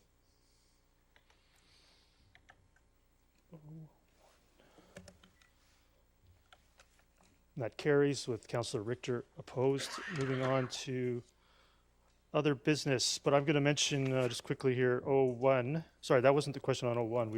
We just voted on N1, Ms. Bauer. I said the wrong thing. I was staring at the next item. 01. I just want to note for the public record that there was a mistake made there. Ms. Bauer, elected officials are not permitted to be appointed by council to this committee, so maybe you could just clarify that, and then we'll be addressing that, I believe, later in the meeting today. We've been advised by Metro Vancouver that it must not be an elected official. It is a citizen of the community. Very much so. So we didn't know that at the time, so that'll be addressed later on in Although, special. Your Worship, it Yeah, may have go ahead. been the particular elected official in It question. may have been. It may have been indeed. Yes. Okay, so P1. We're going to move on here. I'm going to go over to you, Councillor Pratt. Go ahead. Thank you, Your Worship. I'll move it as written. Is there a seconder? Seconded by Councillor Kunst. Go ahead. Thank you, Your Worship. So this motion comes out of some conversations I've had with staff, as well as some communications I've had from members of the public. The crux of it is that currently our municipality does not offer solid waste or organic collection for our rural community. So that's about 5,000 properties that don't currently receive it from us. They either deal with it themselves, or they're privately contracting it out, or it's not getting dealt with. So there's been an increase in interest expressed to staff for at least the community engagement piece of deciding whether or not this is something that we should be pursuing. And this motion would direct staff to have it prepared for next year's budget cycle if it's determined through public engagement that there's enough interest for solid waste collection in whatever form the public says they prefer it. Councillor Kunst? Yeah, I don't know who can answer this, but would this be something that a rural resident, if they had the opportunity, could either opt in or opt out of, or would it be an all-in, all-out kind of situation? Through your worship to whoever might be able to answer Can that. whoever maybe answer that question? I'll be whoever, your worship. If the initiative is to proceed, there's many forms it could take. I don't think we've turned our minds to how that could look. It could be simply making it available on a very broad basis. It may be on a segmented basis, neighborhood by neighborhood. It may be by way of local area service. There's many options. I think the process outlined in the motion suggests how that would look by just consulting to make sure that there's an interest, to determine the implications of the interest by way of a study, if you will, and then going back to see what the public feels about that. So I think it's a very valid question, but I think it's premature for us to answer because we don't know until we get the other steps completed. Okay, thank you. Thank you. Councillor Ferguson? Yeah, I was wondering, I was just thinking of perhaps an amendment or a discussion for the future. This is quite involved, and I guess it would take an awful lot of energy and staff time. I was wondering if we could refer this to the 2020 budget discussions. The 2024 budget discussions. 2024. I got 2024 written down, I just didn't say it. Yeah. Budget So, discussions. Just want to get the intent of the referral to the budget process to discuss whether to proceed to discuss consider it then. before, Discuss discuss the it then yeah, prior to discuss public it then. consultation, as opposed to the way the motion structured. That's correct. Is that correct? Is there a seconder to that referral? Seconded by Councillor Bailey. You want to speak to the referral, Councillor Ferguson, any further? Self-explanatory. So I'm going to open up a secondary queue. So request to speak again, Councillor Pratt. And I think there was one other person. Councillor Pratt, go ahead. Thank you, Worship. Just to address colleagues' concerns with that, through the discussions with staff, they were under the impression that they would have the capacity internally to go forward with the public engagement this year, so that for 2024, we can discuss the budget implications of initiating the process. There's the runway here if we support this now, so that we can have this conversation in 2024, as opposed to potentially having in the budget in 2025. Okay. Councillor Richter? Yeah, I want to speak against the referral because that means if it passes, we're not even going to start this till 2024. And Councillor Pratt is right, it probably won't be in the 2024 budget, but not until the 2025 budget. And given the increasing frequency of dumping, particularly on rural areas and rural roads, I think we got to look into this sooner as opposed to later. So I don't think we should refer it to the 2024 budget. I think we should ask staff to do it now and bring forward and bring it forward for the 2024 budget, which is the intent of what's written here. So Oops, sorry, go ahead. I thought you were finished. Go ahead, we need Councillor. action now on this, not later. Councillor Ferguson? Yes, our family has adopted the park, the street, for over 20 years. I say that the majority of things left on our streets or within the community have got nothing to do with garbage collection.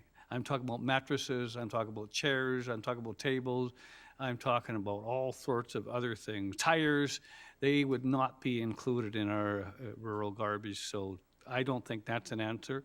I think this is a large and expensive proposition, and we're looking at our budget right now. It would make an awful lot more sense to use our staff and their resources next year, because we've got an awful lot on our plate. Now, I might, speaking out of turn, I might be a minority in this thinking, but I really believe this is an expensive endeavor, and we have to really take an awful lot of time, energy, and effort on this particular thing.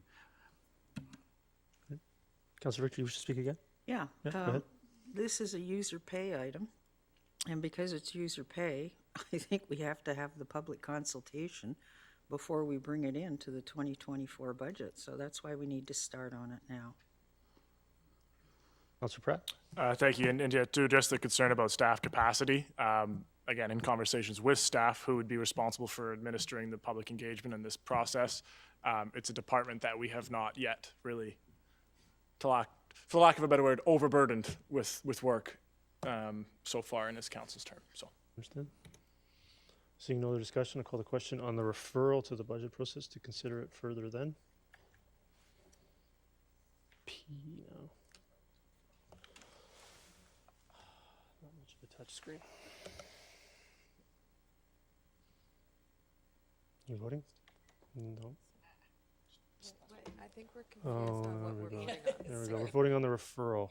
Can you read the referral? Can you read back the motion, please? I haven't called the question yet. Councillors can. That the motion be referred to the 2024 budget process. Right. Okay, so I'm going to cancel that, and then we're going to do that again because of the confusion. The software I do, it's not much of a touch screen. I poke it, and it doesn't do it. It actually, I have problems with it as well. Yeah. If your hands are cold, it's very difficult. It's only going to cost me $400,000 to address this, apparently. Okay. We want to fix that. Okay, so yes, there we go.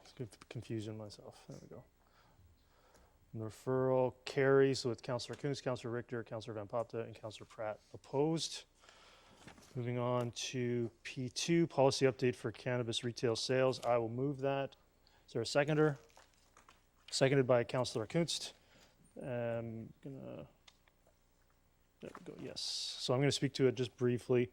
This is attempting to, I think, address the reality of what occurred last term in regards to locating a store within Carville, within Willoughby, to update the policy to reflect that decision.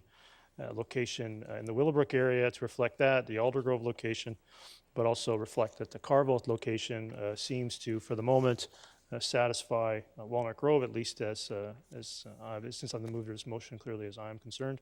So this is attempting to move forward with direction to proponents and staff with an updated policy that there's the remaining two locations to consider, ironically, are Murrayville and Brookswood. Councillor Ferguson. Councillor Ferguson. Mine was off. That's it. You're up. Councillor Richter? Something going on again Yes, with the thank software. you. There we go. Again, I come back to the comment that I've made before. We need to get objective data on supply versus demand around this policy before we start changing it. And we've got no data. We've got proponents coming to us with data, but I don't know how valid their data is. And is there more demand out there than there currently is available supply? And if there is not more demand, then why are we increasing supply? Also, I'd like to know how exactly the determination of how this policy should be amended was achieved. And when was it done, and who did it, and what was it based on? Because I don't understand why Fort Langley would be removed and not other communities, like maybe Murrayville just doesn't want one either. So, You wish to make an amendment to remove Murrayville, Councillor Richter, I would take that. yeah, I'll make that. Well, Come back to you if you wish. no, I just don't think we should be amending this policy right now. I think we need more data on supply and demand. But seriously, why are we doing this now? And why is Fort Langley excluded? Councillor Pratt? Didn't press it. Didn't press it. Okay, there's something going on here then. Councillor Van Popta? Councillor Van Popta, go ahead. I mean, I guess I can not kind of understand what Councillor Richter is saying, except for we don't ask for data on any other industry on whether they can, whether there's demand required or not. We don't ask that of any other business person to justify why they're, what kind of applications come forward. Just a point of being a little bit cheeky. I find the first whereas a little bit ironic because we just rejected an application that did comply technically. So I just just wanted to highlight that it seems a little bit weird that we've got a whereas, though they complied with Cannabis Retail Sales Council policy, that we just rejected one for the same purpose. But to that point, I don't know if getting data is really going to warrant, I think the market will drive how many applications come forward. Councillor Kunst? I guess, could we include, there was a number of people who suggested that possibly 200 meters is still too close to a school. And it seems like in the last term, just for the record, I actually voted for a lot more cannabis retail, so I have nothing against cannabis. It's just, again, the location. And if 200 meters is still deemed too close, that maybe we expand that, and what would be the appropriate distance? You know, obviously 200 is still too close, so could we include that in this, this report back? Well, this Or is this not, policy update? yeah, this is skipping the report stage and Yeah. making a So direct amendment. do we want, because it just seems like, I mean, I feel bad for these young men coming here thinking that, oh, maybe they had a chance, when we all know that what happened in the last term was nobody had a chance when it was that close to a school, even outside of 200 meters. And it's not really, you know, our opinions or anything. It's just that the people in the community are just really uncomfortable with cannabis that close to a school. Would there be, I would take your point very, very sincerely. I think I would ask that be a notice of motion to do the same thing here, directly amend the policy to change that one provision and potentially Okay. give council the time to consider that, which this motion has given council the time to consider. So I Okay. think it's just a little bit beyond something that I think would require a okay, separate motion. I just feel like it would better serve the people who are applying if they knew that even at 200 meters, outside of 200 meters, they still don't really have a chance. I would look forward to debate on a notice of motion for that direct Okay. amendment if you wish to bring it forward at the next meeting. Okay, Yep. okay, thank you. Thank you. Councillor Van Popta? Yeah, just to that, you know, it's not necessarily the 200 meters, is that if we keep other provisions in there like parks and rec centers and everything else, we're really, if we're going to expand it overall, you know, beyond 200 meters, where in some municipalities have no restrictions, we're going to really create a bylaw or a policy that nobody's going to be able to comply to. We're not going to be able to, because, you know, if you look at, you know, maybe it went into the IGA parking lot, well, we're too close within the proximity of the rec center. So, you know, it's going to be, if we make it a larger, you know, say 300 meters, we're really going to limit where we're allowed to have these retail locations. So I think if we're gonna amend the distance, then we maybe need to consider removing, you know, some other items in there so that it can open up maybe like a commercial area where it's away from the school, but might be within a proximity of a library. I don't know. I'm just bringing that highlighting that as an issue. Councillor Richter? Yeah, we're kind of amending a policy on the fly here. It doesn't sound or feel to me like this is a coordinated effort. It's somebody's just come up with an idea that this is what we need to do, but maybe it's not all we need to do, or maybe we shouldn't even be doing it. Is there not a better mechanism for us to amend these policies with more than 4 days' notice that the policy is going to be amended? There possibly could be, yeah. So why don't we refer this back to staff to work with the members of council that are interested in the policy to craft an updated amendment to the policy to bring to the next meeting? That Wish would to be my move that? motion. Is there a second to that referral? Councillor Kuntz, second. Do you wish to speak to it further, Councillor Richter? Yeah, we've got to stop, I think, doing amendments on the fly with 4 days' notice on a policy that affects lives in the community as well as proponents in the community. Thank you. Okay. Seeing no other questions, I'll call the question on the referral.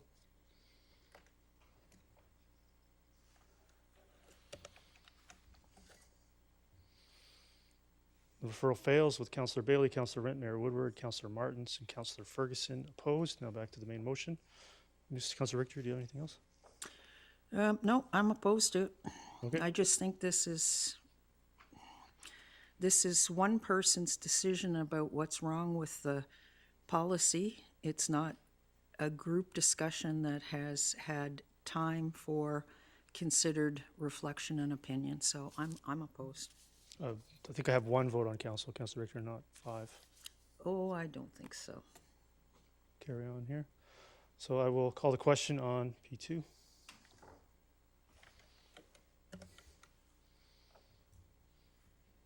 That carries with Councillor Kunz, Councillor Richter, and Councillor Pratt opposed. Moving on to P3, council policy improvements. I'll move all 3. Is there a seconder? Seconded by Councillor Pratt. Is there any discussion on P3? Councillor Richter. Okay, again, I'm going to ask the same question. Why are we doing this? How is this an improvement? Like, for example, with the first one, council rescinds council priorities committee agenda items. Why would council not want reports from the fire chief and the RCMP inspector, which is item 4.1 in the policy? That doesn't make sense to me, especially if this council majority has a safety focus. Like, who's going to get reports now from the chief and the superintendent? With respect to the second one, why would we get rid of the gravel pit reserve fund? And for the third one, getting rid of the capital asset renewal and replacement reserve, why? Isn't this something that we should have? And what kind of structural deficit, or infrastructure deficit, I should say, is this going to create within the budget going forward? What are the total monies that are freed up by these? And what are the monies that are freed up by these going to be used for? So, no, I'm not in favor of this because it hasn't been adequately explained or justified. Okay. Councillor Ferguson. Thank you. If I may, through the chair, a question to staff. The gravel pit reserve fund, that is a conglomerate of gravel we sell or use throughout the community, if I may? Or is this a fund that's been in operation for a number of years? Your worship, going by recollection, I think that's actually from the days when we actually collected gravel pit royalties, and that may be from our pits or other pits. As you know, there's very little extraction now, if any, so I think it's had a fairly stable balance unless it's been used for any gravel pit acquisition or reclamation activities. Okay, now the next question, here it comes, you know it's coming. Where are we at with the gravel extraction, I believe, moratorium that was put into place many years ago, and I believe our surrounding communities are still extracting gravel, if I may? And partially correct. The surrounding communities are definitely extracting gravel, and you're seeing a number of those tons of gravel being hauled from Abbotsford to Surrey to meet their needs, as they are hauled to the township as well. We have a zoning bylaw that does not permit gravel extraction per se, so we'd have to actually have a permitted area, and we have no such areas. That's different than from a moratorium, in that the moratorium would be interim in nature. What we've had has been in place for some time and is effectively a preclusion of that use, that is the rezoning or the use of the zoning for gravel extraction purposes in the township. Okay, so my final thing, would there be any merit in opening up some small areas for our own use or for a trial basis? I know that's a difficult question, but I think of some of the surrounding areas or the adjacent areas to, say, Abbotsford, where there's a gravel, what do they call that, vein or something they call that, if I may, through a chair. From a use point of view, it would be helpful to be able to extract gravel. However, knowing the history of gravel extraction in the township, I think it certainly would rest as a policy issue, and I think it would be a very vociferous policy discussion if the township were to actually entertain gravel extraction. I think there would be some significant, I guess, concerns raised with that, but again, that really would be the will of council. Thank you. Councillor Kunst. Yeah, I guess back to Councillor Richter's questions about these 3. I guess that one just got answered about the gravel pit, but what would be the rationale for rescinding these policies, specifically the last one, the capital asset infrastructure renewal? What would be the rationale to rescind it? There was, in the notice of motion from November with the budget directives that was adopted by council, there was one directive regarding a restructuring of the reserves and how they're presented and organized, and this policy is very prescriptive and has some other policies that I think are going to be replacing this. Okay. Yep. Seeing no other discussion, I'll call the question on P3.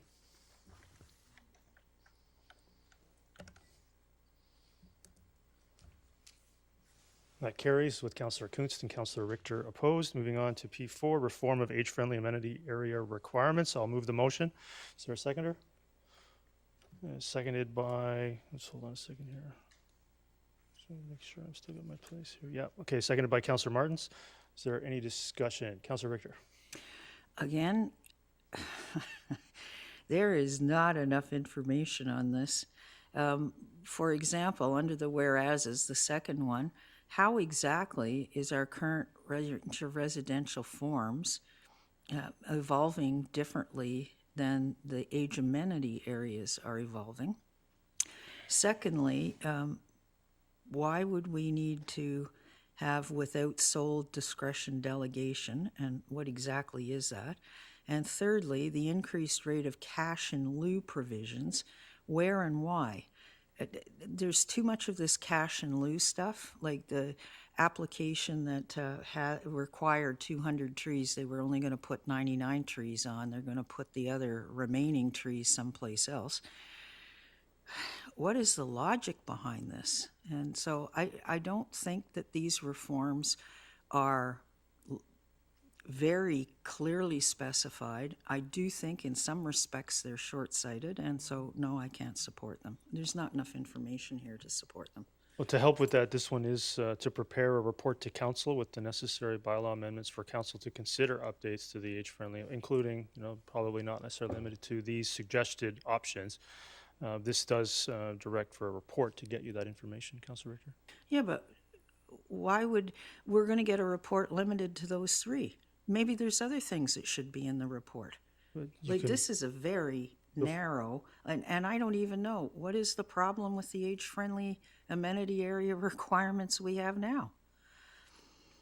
So I'm going to, Councillor Richter, I'll move on. Councillor Van Popta, go ahead. Yeah, I mean, I had some of those questions as well, and I just asked them ahead of time. As we densify, we've passed a notice of motion for the 200th Street corridor. We're gonna have to start looking at policies that affect density and how they are applied. So this is exactly what we need to do, which is ask for a report and outline some of those implications as we change density forms. What the fallout of those are and what policies need to be tweaked in conjunction with densifying. So this is a perfect mechanism for that. And by all means, if there's other things that we need to also reform and look at as we densify, this is a great opportunity to start doing that. Yeah, thank you. I'm just before I'm going to actually move an amendment. I could have moved it. I think it's appropriate to make an amendment and have council discuss, debate, and vote on that separately. I left out or forgot about another item that I think should be considered, to Councillor Richter's point, such that I'll move an amendment, Ms. Bauer, to add a fourth item, D, area requirements, such that a portion can potentially be located indoors. Is there a seconder to that? Second. Seconded by Councillor Martins. Is there any, just open it up there, open up. Is there any discussion on that amendment? Seeing none, I'll call the question on that amendment.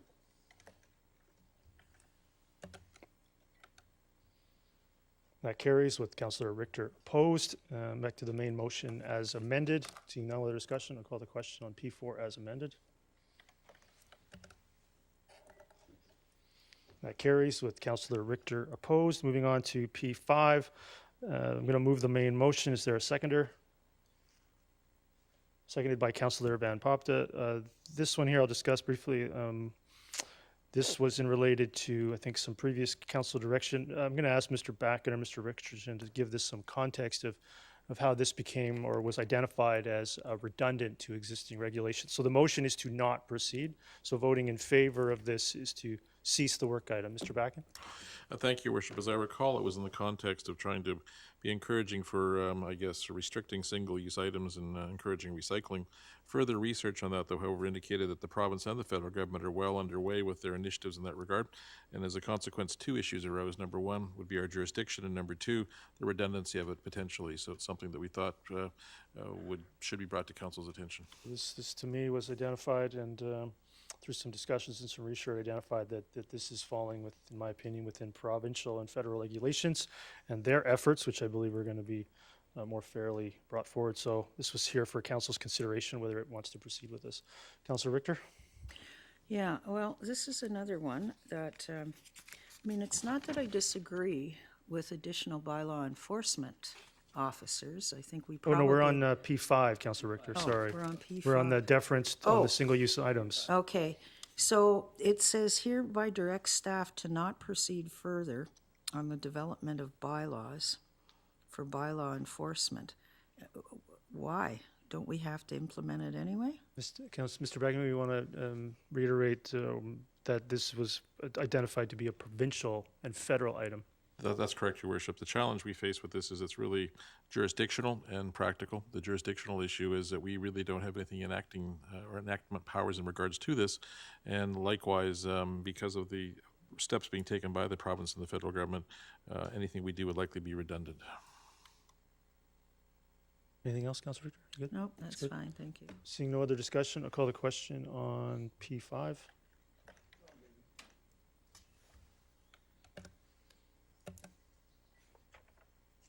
That carries unanimously. Moving on to notice of motion here at P6, 10 additional bylaw officers within 2023 to 2026. I will so move. Seconded by Councillor Martins. And I don't think I have to speak to it. Councillor Martins, would you like to speak to it? Go ahead. Yeah, I agree the motion speaks for itself, but just this is to catch up and keep up with the growth of the community and the need for more bylaw enforcement. I agree. Councillor Richter. Okay, so a couple of questions. Are these additional bylaw enforcement officers in the budget right now? I Mr. think Backhand or got Ms. the- Ruff? They wouldn't be, Your Worship. This is coming up for council's deliberation today, so it would be premature to include them at this point. Okay. Correct. And if they're not in the budget already, what is the total cost of this? Ms. Ruff, what's the total burden for one additional bylaw officer? Well, no, for 10. I mean, we're looking at a 4-year Well, time we can multiply, Councillor Richter. What's the burden for one, Councillor, Ms. Ruff? 100,000 approximately. Approximately. So this would be an $1 additional million. $300,000 within the 2023 budget. No, but it's $1 million over 4 years. If they remain in the 5-year financial plan and future budgets, bylaws. That's correct. Okay, so where's the money going to come from? Presumably that will be revealed in due time. Okay, but don't we usually say where we want to have these officers paid for from? My understanding, Ms. Ruff, can you please correct me, that without additional direction, they would be added to universal services. Is that correct? That's correct. Yeah. Universal services, okay. Thank you. Okay, thank you. Seeing no other discussion, I'll call the question. P6.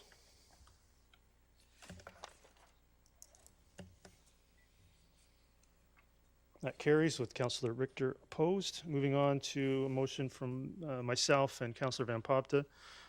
Obsolescence of GHG emission reduction development permit areas. I'll move that, seconded by Councillor Van Popta. Do you wish to speak to it? Yeah. Go ahead, Councillor Van Popta. Okay, so this is just more of a housekeeping item.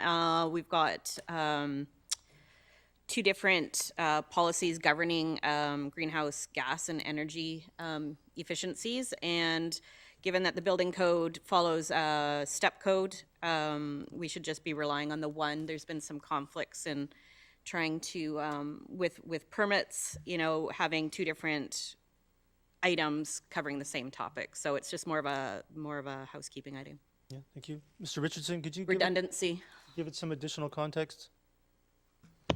Thank you, Your Worship. I guess as the notice of motion outlines, the step code, we're currently at step 3 for residential forms of housing with respect to the step code. For context, step 5 is like a passive house. Staff expect further guidance from the provincial government with respect to non-residential buildings as soon as this year. So I think it would be my position, obviously, Councillor Van Popta's position, that we're currently processing a separate permitting regime for something that's now within the BC Building Code as an option to pursue. Is that correct? Correct, Your Worship, with respect to either there or anticipated to be there. Yes, thank you very much. Councillor Richter, go ahead. Yeah, I just had a question on this. I don't disagree with getting one set of standards, but shouldn't we be looking at net zero as the standard? I've not heard of any, I actually don't know enough about it yet. Mr. Richardson, has there been any discussion of going to that standard? Your worship, I guess in general terms, in terms of our overall sustainability strategy and items to that effect, but, and I guess as an option with respect to building code and development permit areas, nothing though in particular in that development that has come through for council's consideration. Yeah, thank you. I think net zero for private buildings would be quite the step. I believe Metro Vancouver, Councillor Richter, you know, was pursuing, I think, net zero by 2055 at this point. Anyway, anything else, Councillor Richter? So how long before we could get to net zero? Do we have any information on that, Mr. Richardson or Mr. Bracken? Your worship, from recollection, the code is evolving to work towards that by the 2030s, your worship. 2030s. Okay. Okay, thank you. Thank you. Councillor Van Popta?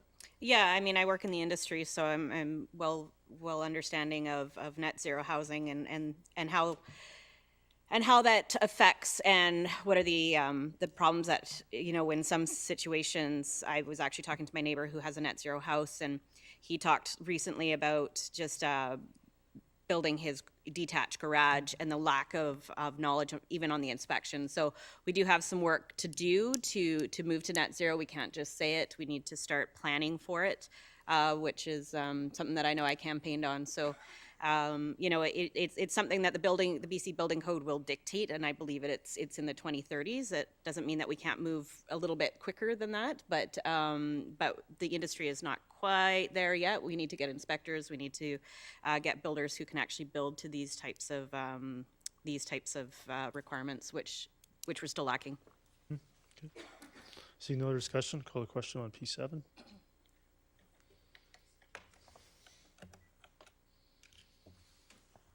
That carries unanimously. Moving on to Councillor Martin's P8.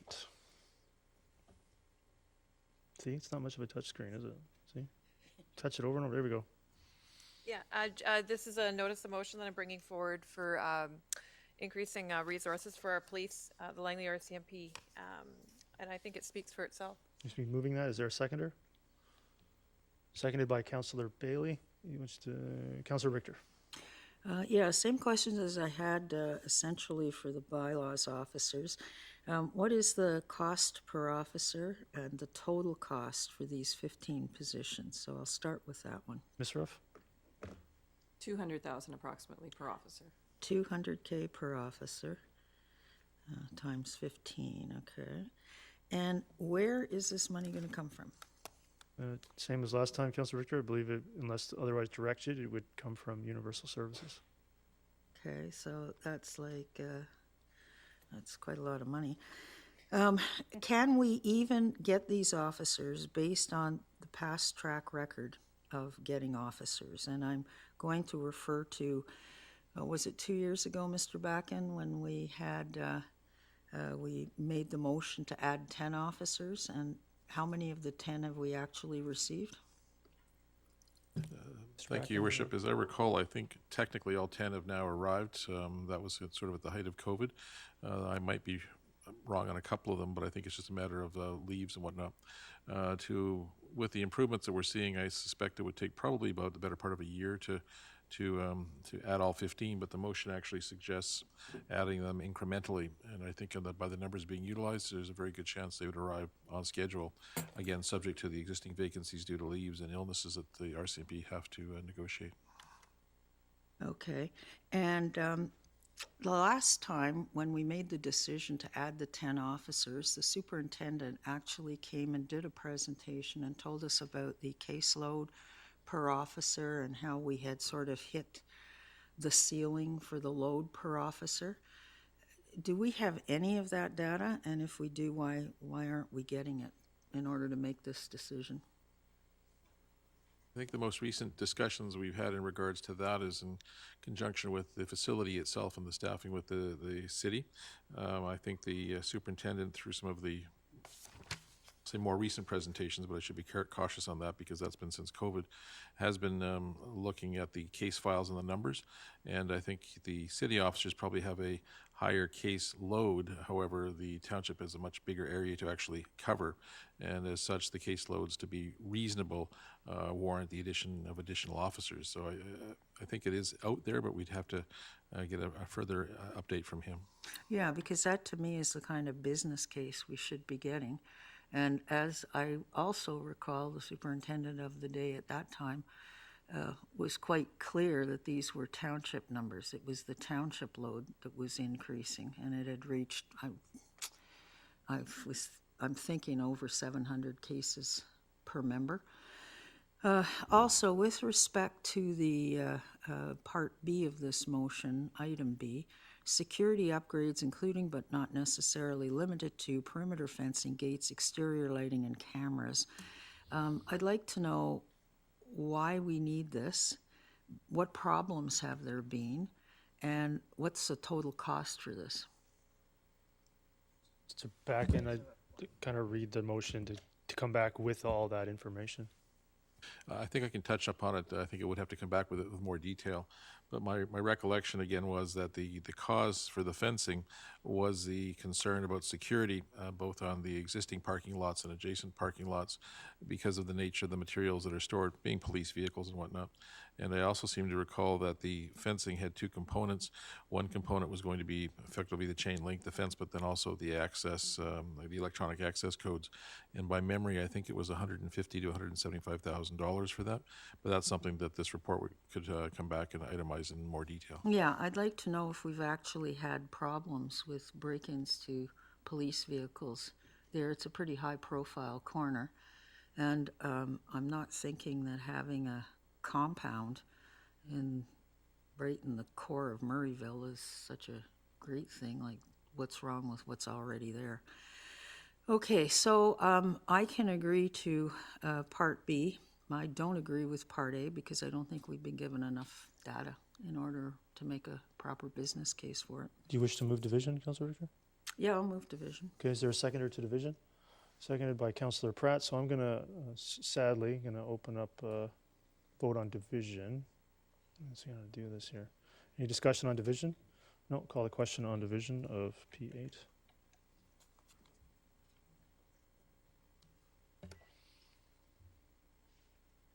That fails.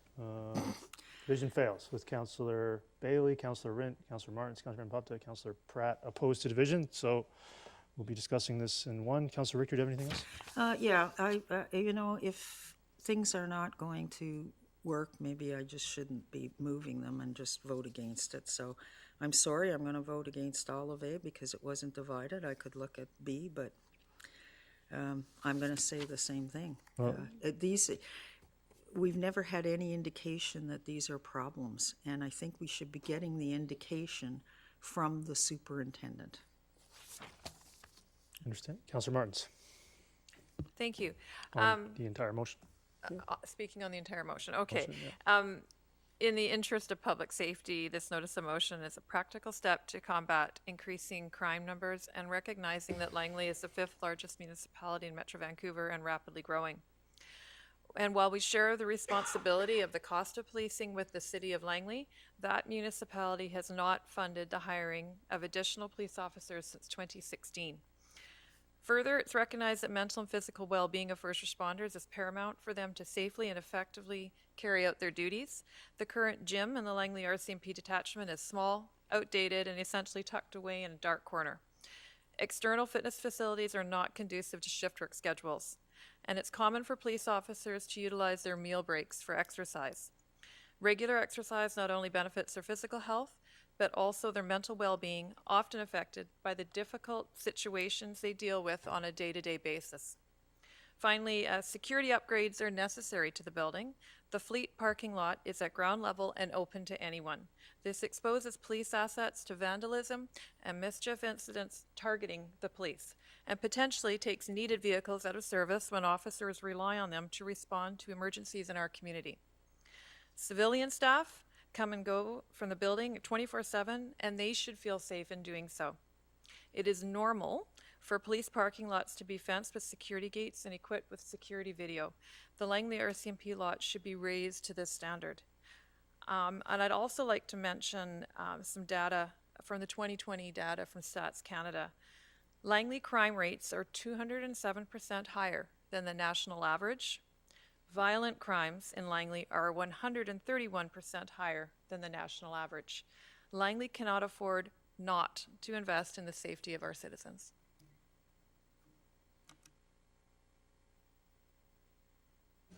Appreciate the point about that. I was a bit alarmed when you brought those to my attention. And of course, myself and others, Councillor Ferguson, are well aware that the Langley City of Langley has not added an additional officer in 6 years. Councillor Van Popta? Yeah, I'm very thankful to my teammate here, Councillor Martins. You know, what I appreciate about this council in general is that we're proactive and waiting to be told that we have a problem when you can see that our population has increased and that there obviously needs to be increase in services to cover that. I don't think we need to be necessarily waiting and not anticipating that we're going to need more officers with the densification that's coming. So I applaud Councillor Martins on being proactive in this measure. Also, you know, we're in budget season, so we're going through the budget with a fine-tooth comb. So the answers on where the money is going to come from is not fair at this point of the game because we're going through to find out what our priorities are. And I know for myself and for others here, public safety is paramount to our community. And so I'm not going to question at this point, without having gone through the complete budget process, I'm not going to say that this isn't a priority for me based on the fact that I don't know where the money's going to come from. I'll scrap something else in favor for my citizens in this community or our citizens to be safe. So that's where I stand on that. Thank you. Councillor Bailey? I can understand the fact that people who are not involved directly in emergency services don't fully understand things. And while I'm not going to say I understand police officers as much as Councillor Martin does, I grew up around police officers and then had the honor of working with them in emergency fields. Because of that, I understand, unlike firefighters who we don't have to really worry about our personal safety as much as the police, and we don't have to worry about the safety of our families and also the staff that work with us. Police have to have a very special consideration when it comes to their own and their family and the staff that works with them, safety considerations. I was shocked when I went in and had a tour of that hall or that dispatch and saw there was no security fencing. It's ridiculous. Civilian personnel walking out in the middle of the night. Police officers walking out in the middle of the night. That's outrageous to me. And when it comes to the fitness facilities, I'll tell you right now, it goes right back to exactly the same thing. When police are identified in the public, such as in a gym, they become vulnerable. Their gym there is smaller than they are in fire halls. It is dark. There's not a window, and it is depressing as hell, and I don't know how many could fit in there and do any kind of physical exercise. And I'll tell you one thing right now, in emergency services, physical capability is paramount. And if these officers can't exercise, maintain their physical presence, they become vulnerable, and you do not see many police officers go to public gyms. Because I hate to inform people, but in those public gyms, there are also people that don't like police officers. So I fully support this and say it's about bloody time. Councillor Kunst? I'm all about public safety. I have supported new firefighters, new police officers in the last term. I just supported 10 new bylaws officers. So I understand that, our community is growing and that we need this. But for the last 3 months, we haven't talked about what we're not going to be able to afford. We have basically not had that discussion. We have just added and added and added. So I look forward to having, okay, what are we not going to do? Because we keep adding. And who's going to say no to, public safety? I remember a superintendent, I believe it was Marsden, was here and said, Langley's actually in a really good position. We're doing better than Surrey. We're doing better than Abbotsford. Do we need more police officers? Absolutely, our community is growing. My difficulty with this is not about, the fact that we need these. It's just, where are we going to say no to things? We're not saying no to anything. So when are we going to have that discussion about what's the priority? Because if priority is public safety, I'm all for that. But I'm reminded that, our taxpayers are the ones who are going to be reaching deep into their pockets to afford all of the things that we have listed. So I look forward again to when I hear that, okay, if this is a priority, but when are we going to start, ticking things off and going, well, maybe we can't afford this term or this particular budget cycle. But, I'll support this, but on the caveat that, we're going to have a discussion about how we're going to pay for it. Councillor Ferguson? Yeah, thank you. It's been a vigorous discussion here. I have no objection to the notice of motion. I do want to ask some simple questions. Knowing that, if I may through the chair to staff, knowing that we had requested information on our position and the city of Langley, whereabouts are we in that process, if I may? Thank you, Your Worship. So our objective would be to try to have something for the next council meeting or the meeting following that, depending upon how the matters progress. So we're still on that timeline. And so while I'm asking and comment, I'm sure that depending on how successful this motion is, that the city will be notified of the fact that we, the Township of Langley, have a process in place for adding 15 officers over, it looks like a 4-year period. I guess if you add one, it'd be 4.5 years, and going into 2027, which is another election year, which is in 2026. I also wanted to know that as we've had this problem way through the chair of staff as well. We've also had this concern, and every time the constables, either superintendent or one of his officers come forward, it's difficult to sometimes get the crime statistics between where the crime, whether it was in Langley Township or Langley City. So when those statistics come forward, it's usually just one Langley, if I may. On occasion, though, I do believe they can be broken out. I think there's sectors within the communities that they can actually focus on. But I think when there's a national statistic, sometimes they just do the one Langley. I know if they go That's locally, correct. they can go from there. And also, the challenge with crime is, and I'm not involved with this type of thing, but for example, if somebody commits a crime in our surrounding jurisdiction and they end up catching the person in Langley or burning the car in Langley or doing something in Langley, it ends up being a Langley statistic as well. So those are other points I just wanted to make, but I don't have any objection to the motion. Councillor Richter? Yeah, and I've been on council for 2.5 decades, almost. I've sat through 8 budget years. I've sat through 8 terms of budget years, so that's like 20, this is my 23rd budget that I've sat through.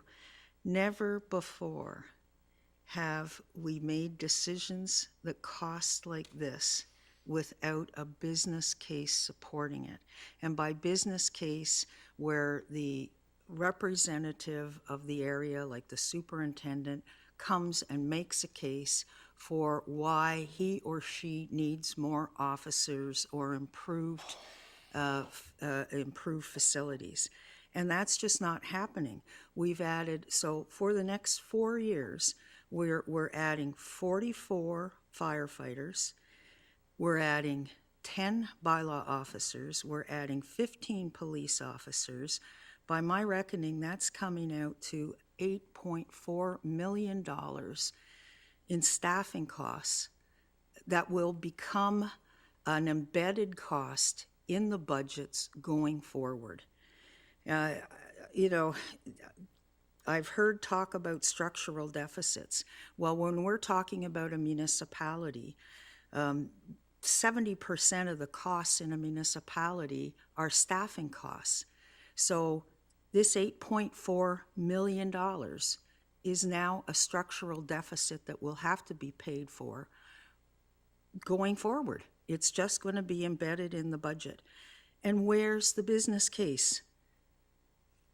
I haven't heard the superintendent come and tell us he needs 15 more officers now, or that he needs improved facilities.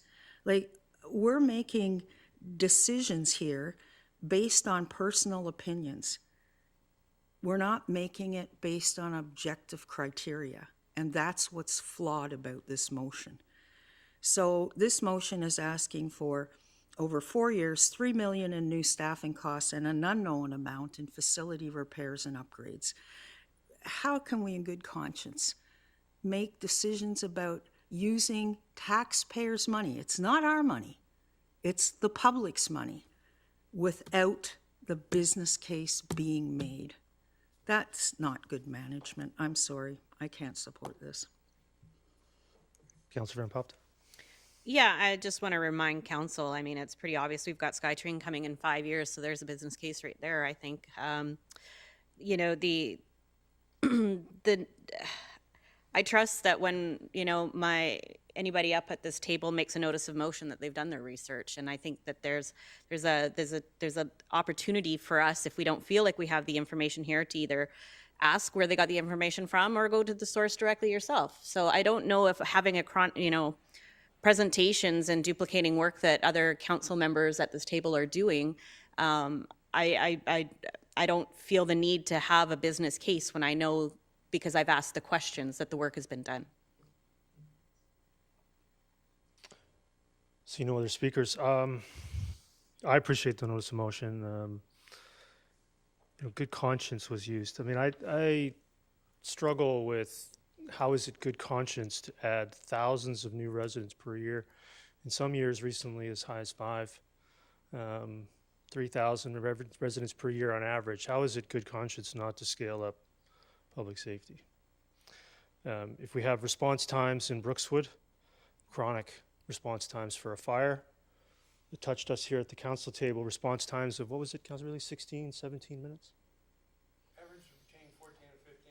15-minute response time to a fire. How is it not, how in good conscience do we not hire more firefighters? How in good conscience do we not build new fire halls to allow people to respond to fires where thankfully no one was harmed, but it doesn't necessarily turn out that way for everybody else? So, you know, I take these motions very literally. It's not adding $8 million. It's not a structural deficit. It's not a structural liability. It is 5 new officers starting on July 1st, which will be annualized into the budget thereafter.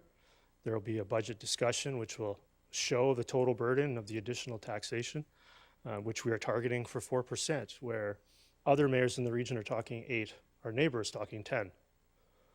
We are actually doing a pretty decent job, I think, of managing our budget, going through it and finding budget reforms that will help pay for these, that will follow after. So I think you can't really, in my opinion, criticize them to that degree without having seen the full budget picture.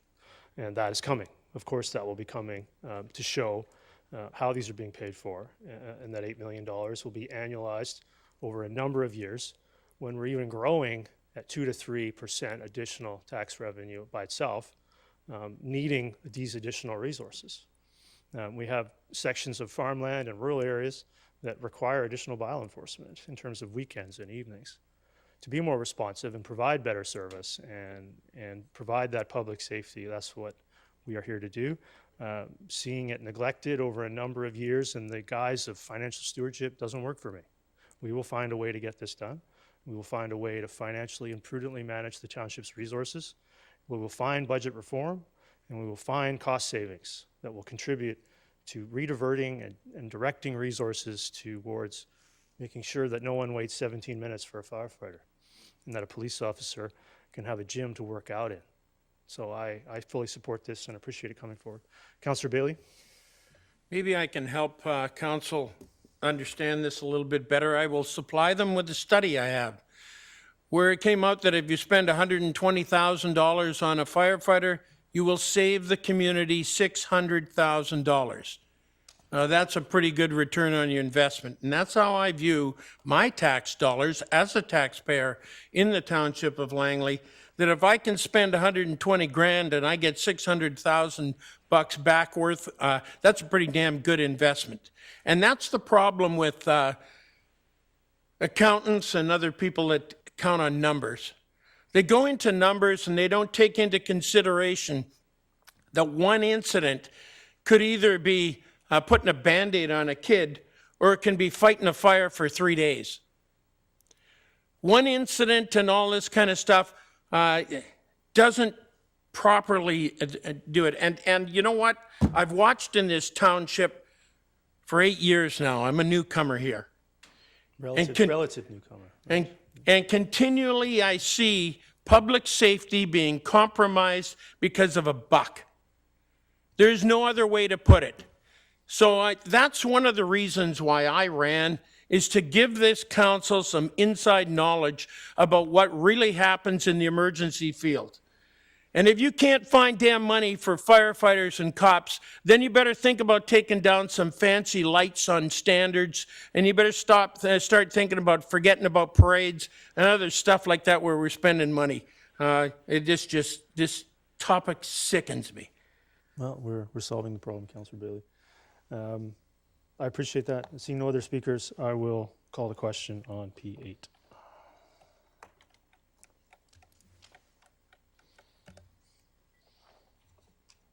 That carries with Councillor Richter opposed. Moving on to P9, Councillor Martins. Put on your microphone there. See, it's not a touchscreen. See, there we go. Thank you. I'm just wanting to move this. Is that? Okay. Is there a seconder? Seconded by Councillor Bailey. Yep. You want to speak to it? You good? Yeah, I would like to speak to it. Okay, Thank go you. ahead. And I think on the heels of the previous comments, yes, we do our homework when we bring up these notice of motions. And in this case, July 11th of last year, at a regular meeting of Township Council, a motion to contemplate second stage housing in Langley for women and children fleeing violence was referred to newly elected council, and a letter of advocacy was sent to the province. And thank you for that. In late 2022, Councillor Bailey and I toured Vancouver Fire Hall No. 5 and Pacific Spirit Terrace, a co-located fire hall and housing site for women and children. We met with fire personnel and with staff in the housing site.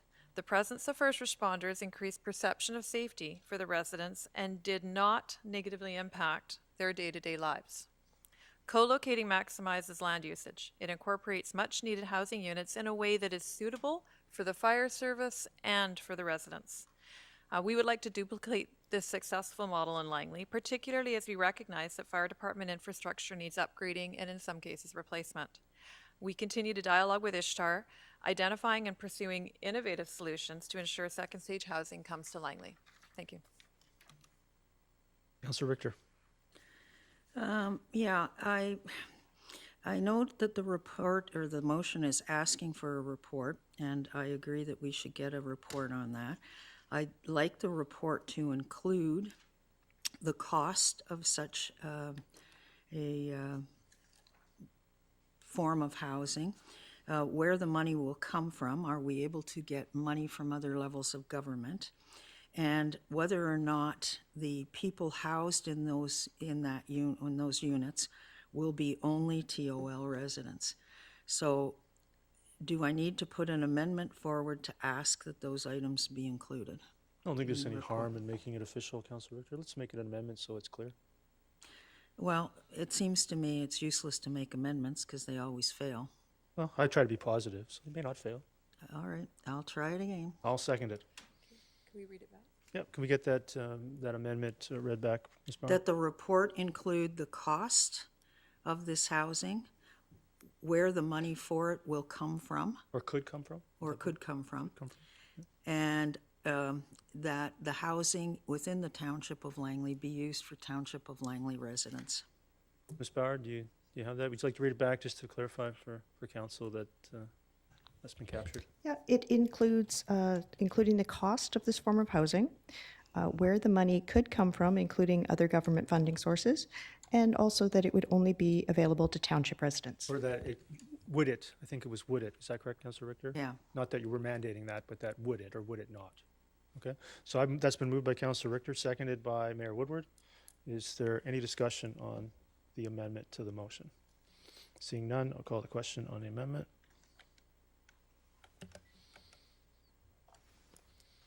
That carries unanimously, Councillor Richter. So back Well, to the hallelujah. back to the main motion as amended, Councillor Richter. No, I have nothing more to Yeah. say on it. Seeing no other discussion, I'll call the question on the main motion as amended. That carries unanimously. Moving on to P10. Councillor Bailey, turn on your microphone. Go ahead. Yeah, I'd like to move this forward. Move that. Is it seconded by Councillor Martins? Is you want to discuss it any further, Councillor Bailey? Yeah, this comes from an experience. One, if you look at the report put out by the Vancouver Police regarding the money spent down on the Lower East Side. But where it really comes from was I sat on the board of directors for the Lower Mainland United Way. And years ago, what they used to do is they had 105 agencies and it just rolled over and rolled over and rolled over. So we sat down and said, what are we getting for our dollars? How's it being spent? Are these agencies staying relevant and are they staying effective? So I think in the name of stewarding our money and finding out what kind of services are provided here, let's do not just a forensic audit, let's have a complete and total look at who do we support in every way. Do we give grants? Who do we not charge taxes? And every aspect of where the Township of Langley donates to nonprofits and thing. And then as we go forward, look at remodeling this system of ours and say, you're not going to get unlimited funds. We're going to review what we do with you after a set amount of time, depending on what the agencies or that are. We'll hopefully find who's being effective, who's not being effective, where the money is being spent well, where it's not being spent well, and where are the holes? Because we have a lot of holes we're finding as we look into supportive housing and that. So this is in the interest of finding out what we're doing, how we're doing it, and how effective is our support to the charities and nonprofits in the township. Thank you. Councillor Martins? Yes, thank you. And just to add to Councillor Bailey's comments, Council's asked from time to time to consider renewing or providing funding to nonprofits, and I appreciate the work they do, and I want to help. It's hard making that decision in a vacuum. So by having an overall context of what we are providing, how we are supporting, how that looks and the amount, etc., a more thorough overview, it's helpful for us to be able to make those decisions when they come up, and that's the spirit of this notice of motion for me. Great. Councillor Richter? Yeah, I'm wondering what the intent of this motion is, and if the intent of the motion is to start taking money away, or property tax exemptions, et cetera, from charities and nonprofits, then I'm not feeling very comfortable about supporting it. If the intent of it is just to have a list of how much we pay, that I could support. So I would like to know what the intent of the motion is. Is it intended to ultimately take money away from charities and nonprofits in order to support something else? I think there's only one Councillor Bailey, I'll let you answer. What's your intent with the motion? The intent of the motion is find out how we're spending money, where we're spending it, and if we can be more effective with it. And believe me, I have zero intent personally about removing stuff other than some agencies quite possibly fall into disrepair. They don't stay effective within their fields, and that this is a mechanism that has been proved, and it works. And no, I do not want to go and I better censor myself. That's your here. intent, Councillor. That's my You're intent. good. Okay, well, I'm Councillor Richter, go ahead. getting a mixed message on that. Yeah, we need a list, but we also want to take money away from people. That's the message I just got. Because if we don't like them or they're not doing a good job, then we're not going to support them anymore. We'll give the money someplace else. That's not what I heard, Councillor Richter, but if that's what you heard, I respect that. Okay. So if we can just go ahead and get a list of this, because I think there's values in having a list of how much taxpayer funding is going out to which organizations, then I will support that, and I will support this going forward for that purpose only. But if, when the report comes back, we're going to start going through and crossing people off the list, then I'm not going to play that game. The other thing I'd like to know is if staff will be including on the list any new organizations that have come into support from council since this council got elected, or any old organizations that have been removed from this list since the council got elected. Would there be any, Mr. Bracken? I don't think we've entered our first grant process, but I just note that the draft resolution suggests all, so we would be covering whatever would be subject to the. So I don't know of any decisions. the date of the report, up to the date of the report then, Mr. Bracken? Okay, thank you. Yeah, I see the motion very focused on property usage, lease agreements, along with potential tax exemptions. So I think I'm not hearing what you're hearing, Councillor Richter. I'm not hearing any desire to take any money away. What I'm hearing is the desire to know what previous councils may have done. Councillor Ferguson.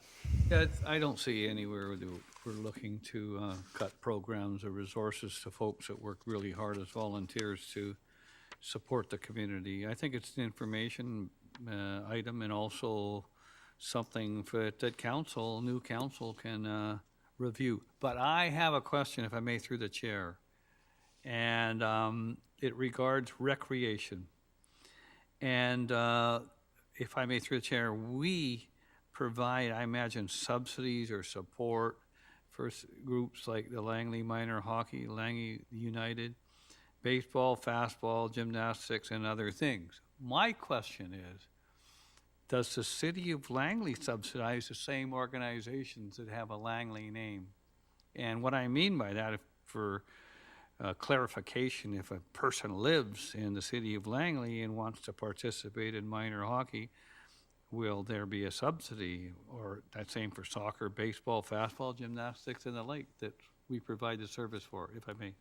Because Councillor, I'm just wondering, are you looking to know if the city of Langley will be contributing pro rata to new ice rinks in the township based on population? Or I think we know the answer to that, right? Well, I mean, obviously, I'm not saying that directly, but I mean, if there's Surrey soccer, there's Surrey hockey, there's Abbotsford soccer, there's Abbotsford, and I've never heard anything called Langley City hockey or Langley City thing. So I'm just kind of wondering if I may, through the chair. I mean, you're asking for some stuff on this report. I just wonder if recreation's involved as well. Don't think we're expecting the city of Langley to match us on anything. They don't really tend to do that. Is that correct? Correct. Their approach has actually been to, over time, wrap up any joint funding initiatives. And because of their relative size, we're going to see that most sports organizations would overlap between the two jurisdictions, not always, but mostly. And as well, in terms of their regime for funding, they do have a funding regime, but it's significantly more modest than our funding regime. So, for example, they may fund ice hockey at the arena within the city of Langley, but it would be at much differential rates. And because of that, the associations prefer to use township facilities because our funding envelopes are more generous in terms of what they would receive there. They certainly use both, don't get me wrong, because of the need for ice, but they have their priorities and they tend to focus on the township facilities because of the funding and because of the overall, I guess, our ability to maintain and enhance some of the field sports and other sports that exist. I mean, all I'm trying to say is that, has anybody ever explored that? I mean, I got to give them credit. They do actually provide a pretty good baseball program there. My kids have played baseball there. So I just wondering if we've ever asked them, I know it's been, the years go by, if they wanted to think for putting a all-weather field for soccer and other uses, and ask them for providing other services and to supply a community. They're a freestanding community. I mean, I've always wondered about that, if I may. Your Worship, the answer is, in short, yes. We've explored greater, I guess, roles. That's something, of course, that's in the discretion of council, so staff can have those discussions. And when it gets to the council table, they're very frugal, I guess, in terms of some of their deliberations. So that's the approach they've taken. They have had some success, for example, at City Park. They were able to get some grant funding to, I think, rehabilitate a field that was there. So they've certainly taken some action in regards to improving their facilities. But their priorities vis-a-vis their council, what I suggest, be a bit different than ours in terms of some of the sporting groups and the funding of the not-for-profits. That'll be something, Mr. Mayor, we can explore in the future. Thank you. Okay, sounds good. Seeing no other discussion, call the question on P10.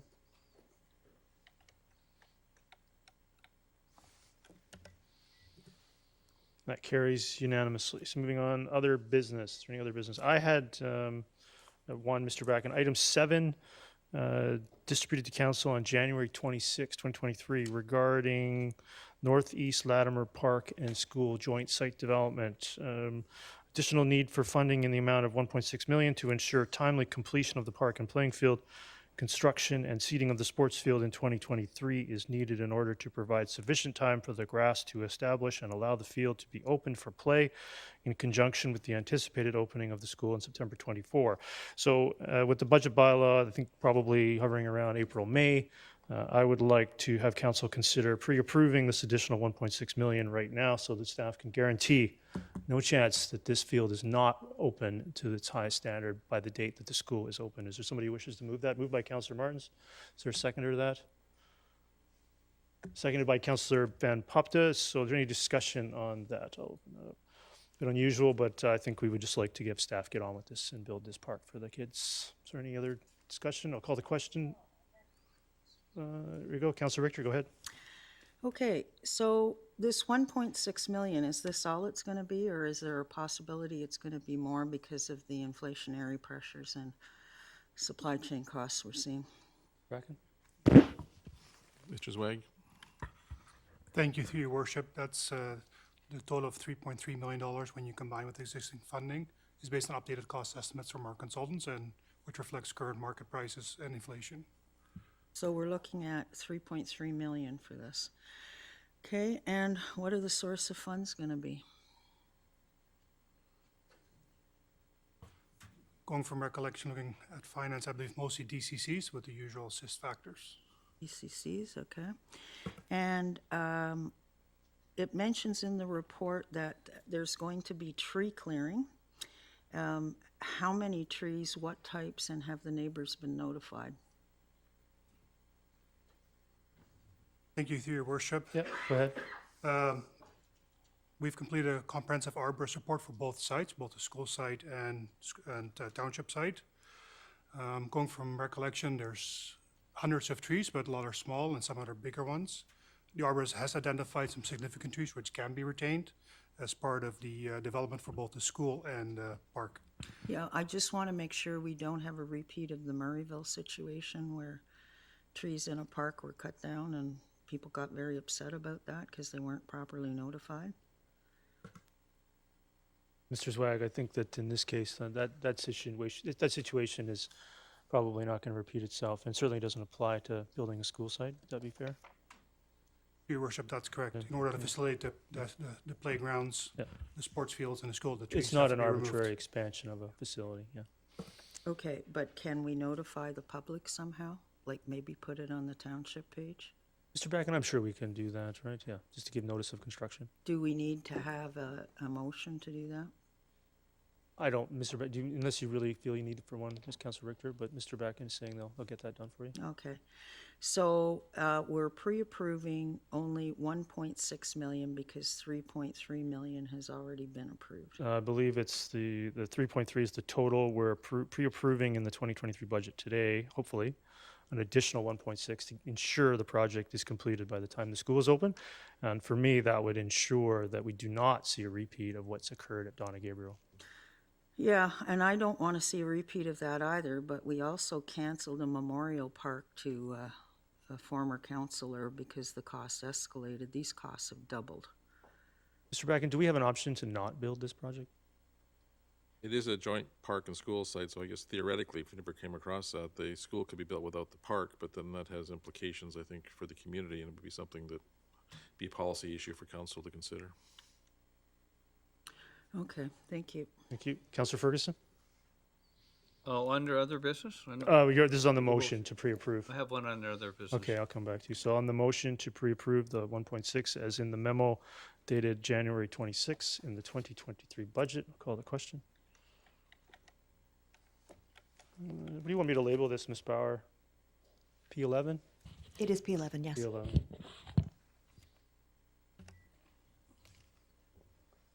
That carries unanimously. I had one other of a similar vein regarding a DCC update allocation. Mr. Richardson, could you highlight that in the budget right now, there's a request to update the DCC program in regards to war cap consideration, which you're waiting for the budget bylaw, where I think it would be appropriate for council to consider pre-approving that and having you be able to get on with that right away, potentially saving 4 to 5 months. Can you give some context to that?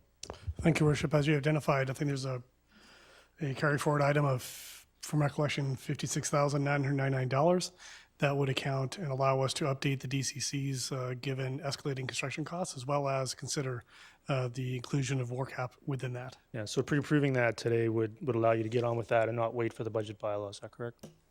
That's correct, Your That's Worship. correct. So I'll move that we pre-approve that within the 2023 budget. Is there a second or seconded by Councillor Martins? Is there any discussion? I'll open up a secondary motion. Is there any discussion on this pre-approval? Seeing none, I'll call the question on P12.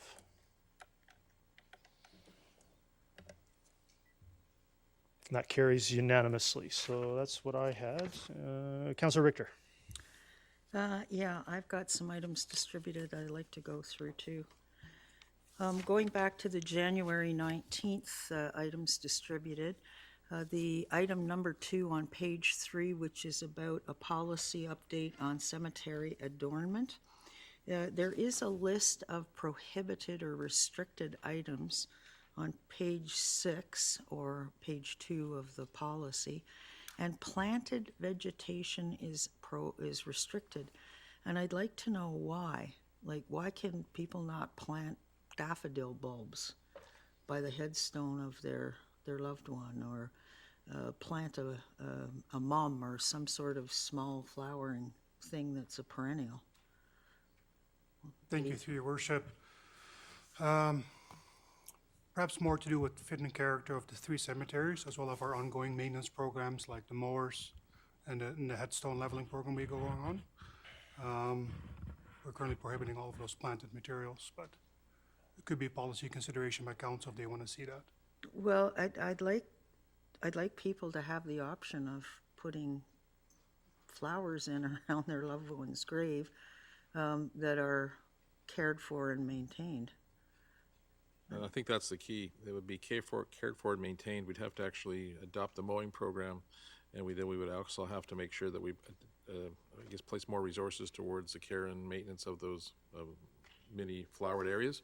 I mean, it can be done, but it's not done very frequently in most communities because of the cost and the need to have uniformity in the cemetery site itself. So it's something that's certainly a significant factor in changing the cost if we were to go down that path. So.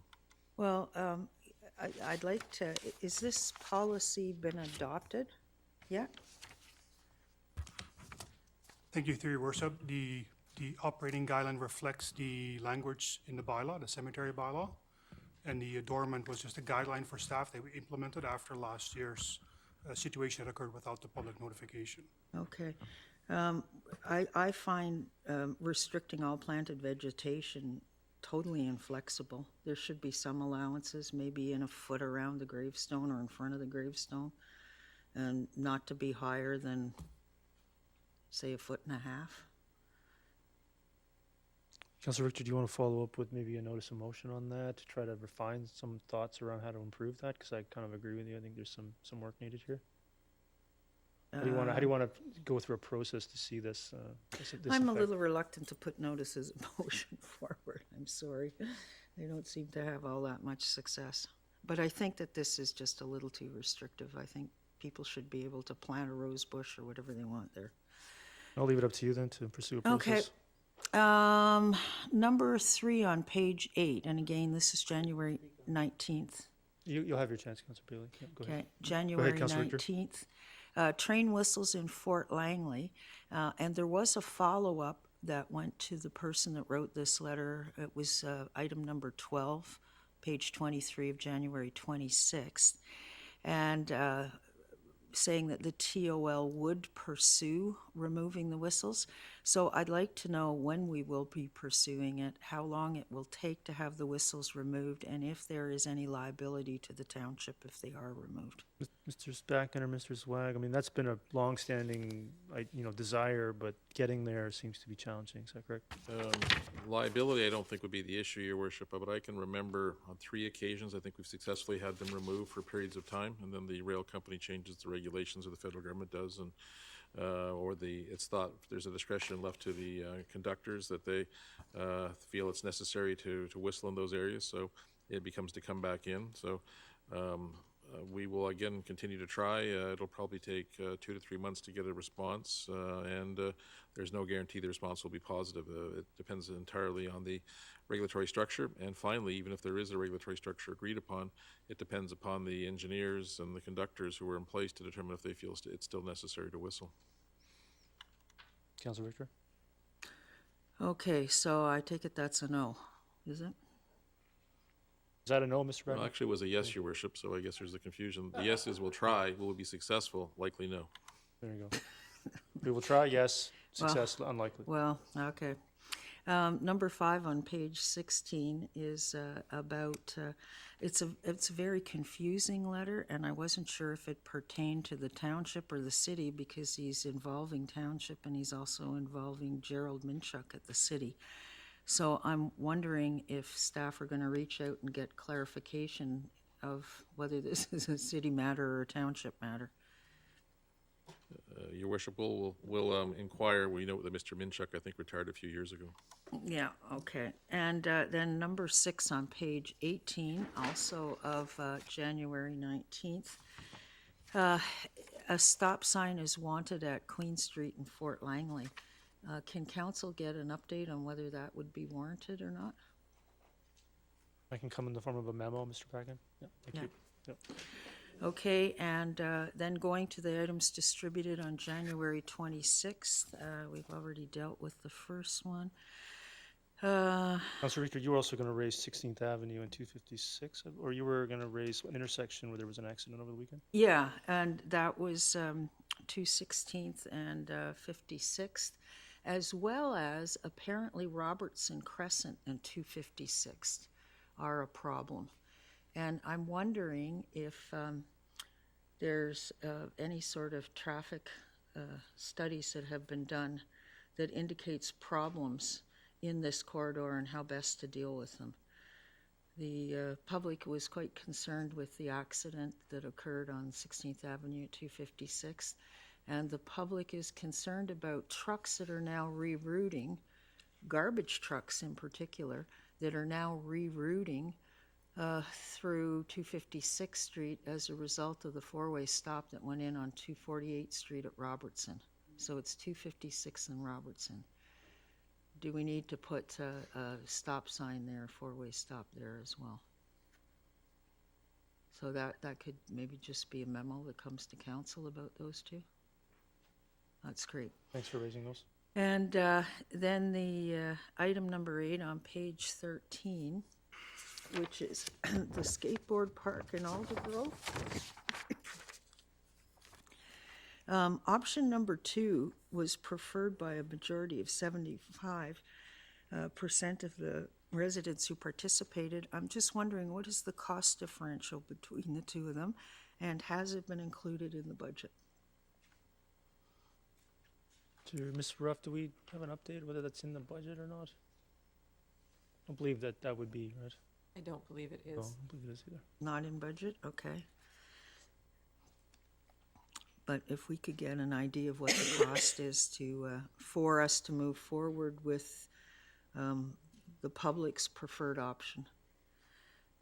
Mr. Bracken, I mean, I would make the assumption, but we can get this clarified from Ms. Ruff, that would fall under the annual skateboard park improvements. I think there's a line item there somewhere, so I'll follow up with that as well. Appreciate you raising that too. Okay, and then item number 9 on page 19, which is the results of the ALC hearing on the Surrey agricultural lands to be included in the agricultural land reserve. I just wanted to note that 365 submissions were made, and 363 of those submissions were in favor of putting those lands into the ALR. And I want to also extend a special thank you to Councillor Kunst and also former Councillor Davis, who made a point of getting up to the podium and speaking on behalf of protecting those ALR lands. So thank you very much, Councillor Kunst. And also, number 19 on page 35, this letter came to council on January 16th, at our January 16th meeting, because I raised the matter in the January 16th, and according to her letter, that she has not yet received a response. So this is page 35, and she sent that on January 25th. So I'm just wondering when staff could respond to her. Who are we about talking her about? Councillor, I concerns? don't have it in front of me, Councillor Ricker. Who are we talking about? Okay. Back in the January 16th meeting, I went through the items distributed like I usually do, looking at concerns that have come from the public. And this lady, Ms. Laverty, had raised issues around, I believe it was garbage being dumped in a park or in a trail area up in Walnut Grove, and could it please be cleaned up? And then she's written back now on the 25th of January to say that she hasn't heard from anybody yet. Mr. Bracken, we can certainly make sure that somebody follows up on that. Thank you, Councillor Richter. And I'm just wondering, is there a way for us to include in the minutes going forward when items distributed are raised by council, so the public knows that their item was discussed at council meetings? Because there's no reference to items distributed in the meetings Mr. Bracken. or in the minutes. We'd have to take that under consideration, Your Worship. Yeah, there certainly is a way. Most organizations, though, I guess, have systems such that these things are dealt with outside of the council meetings. We certainly have to respond to the individuals, so let us go and see what happened with this one in particular, the last one, because there should have been a response that was sent. Well, there may just be a contact information issue or an email into spam folder or something. I'm hopeful that's what it is. Yeah. Okay, thank you very much, that's all. So we'll take that under advisement in regards to items distributed that are raised, put into the minutes. I mean, Even if they I'll just think have about that a as well. list that, you know, like, I know there's privacy aspects, but even if we just said a list of the numbers, item number 2, page 3, and what the topic was.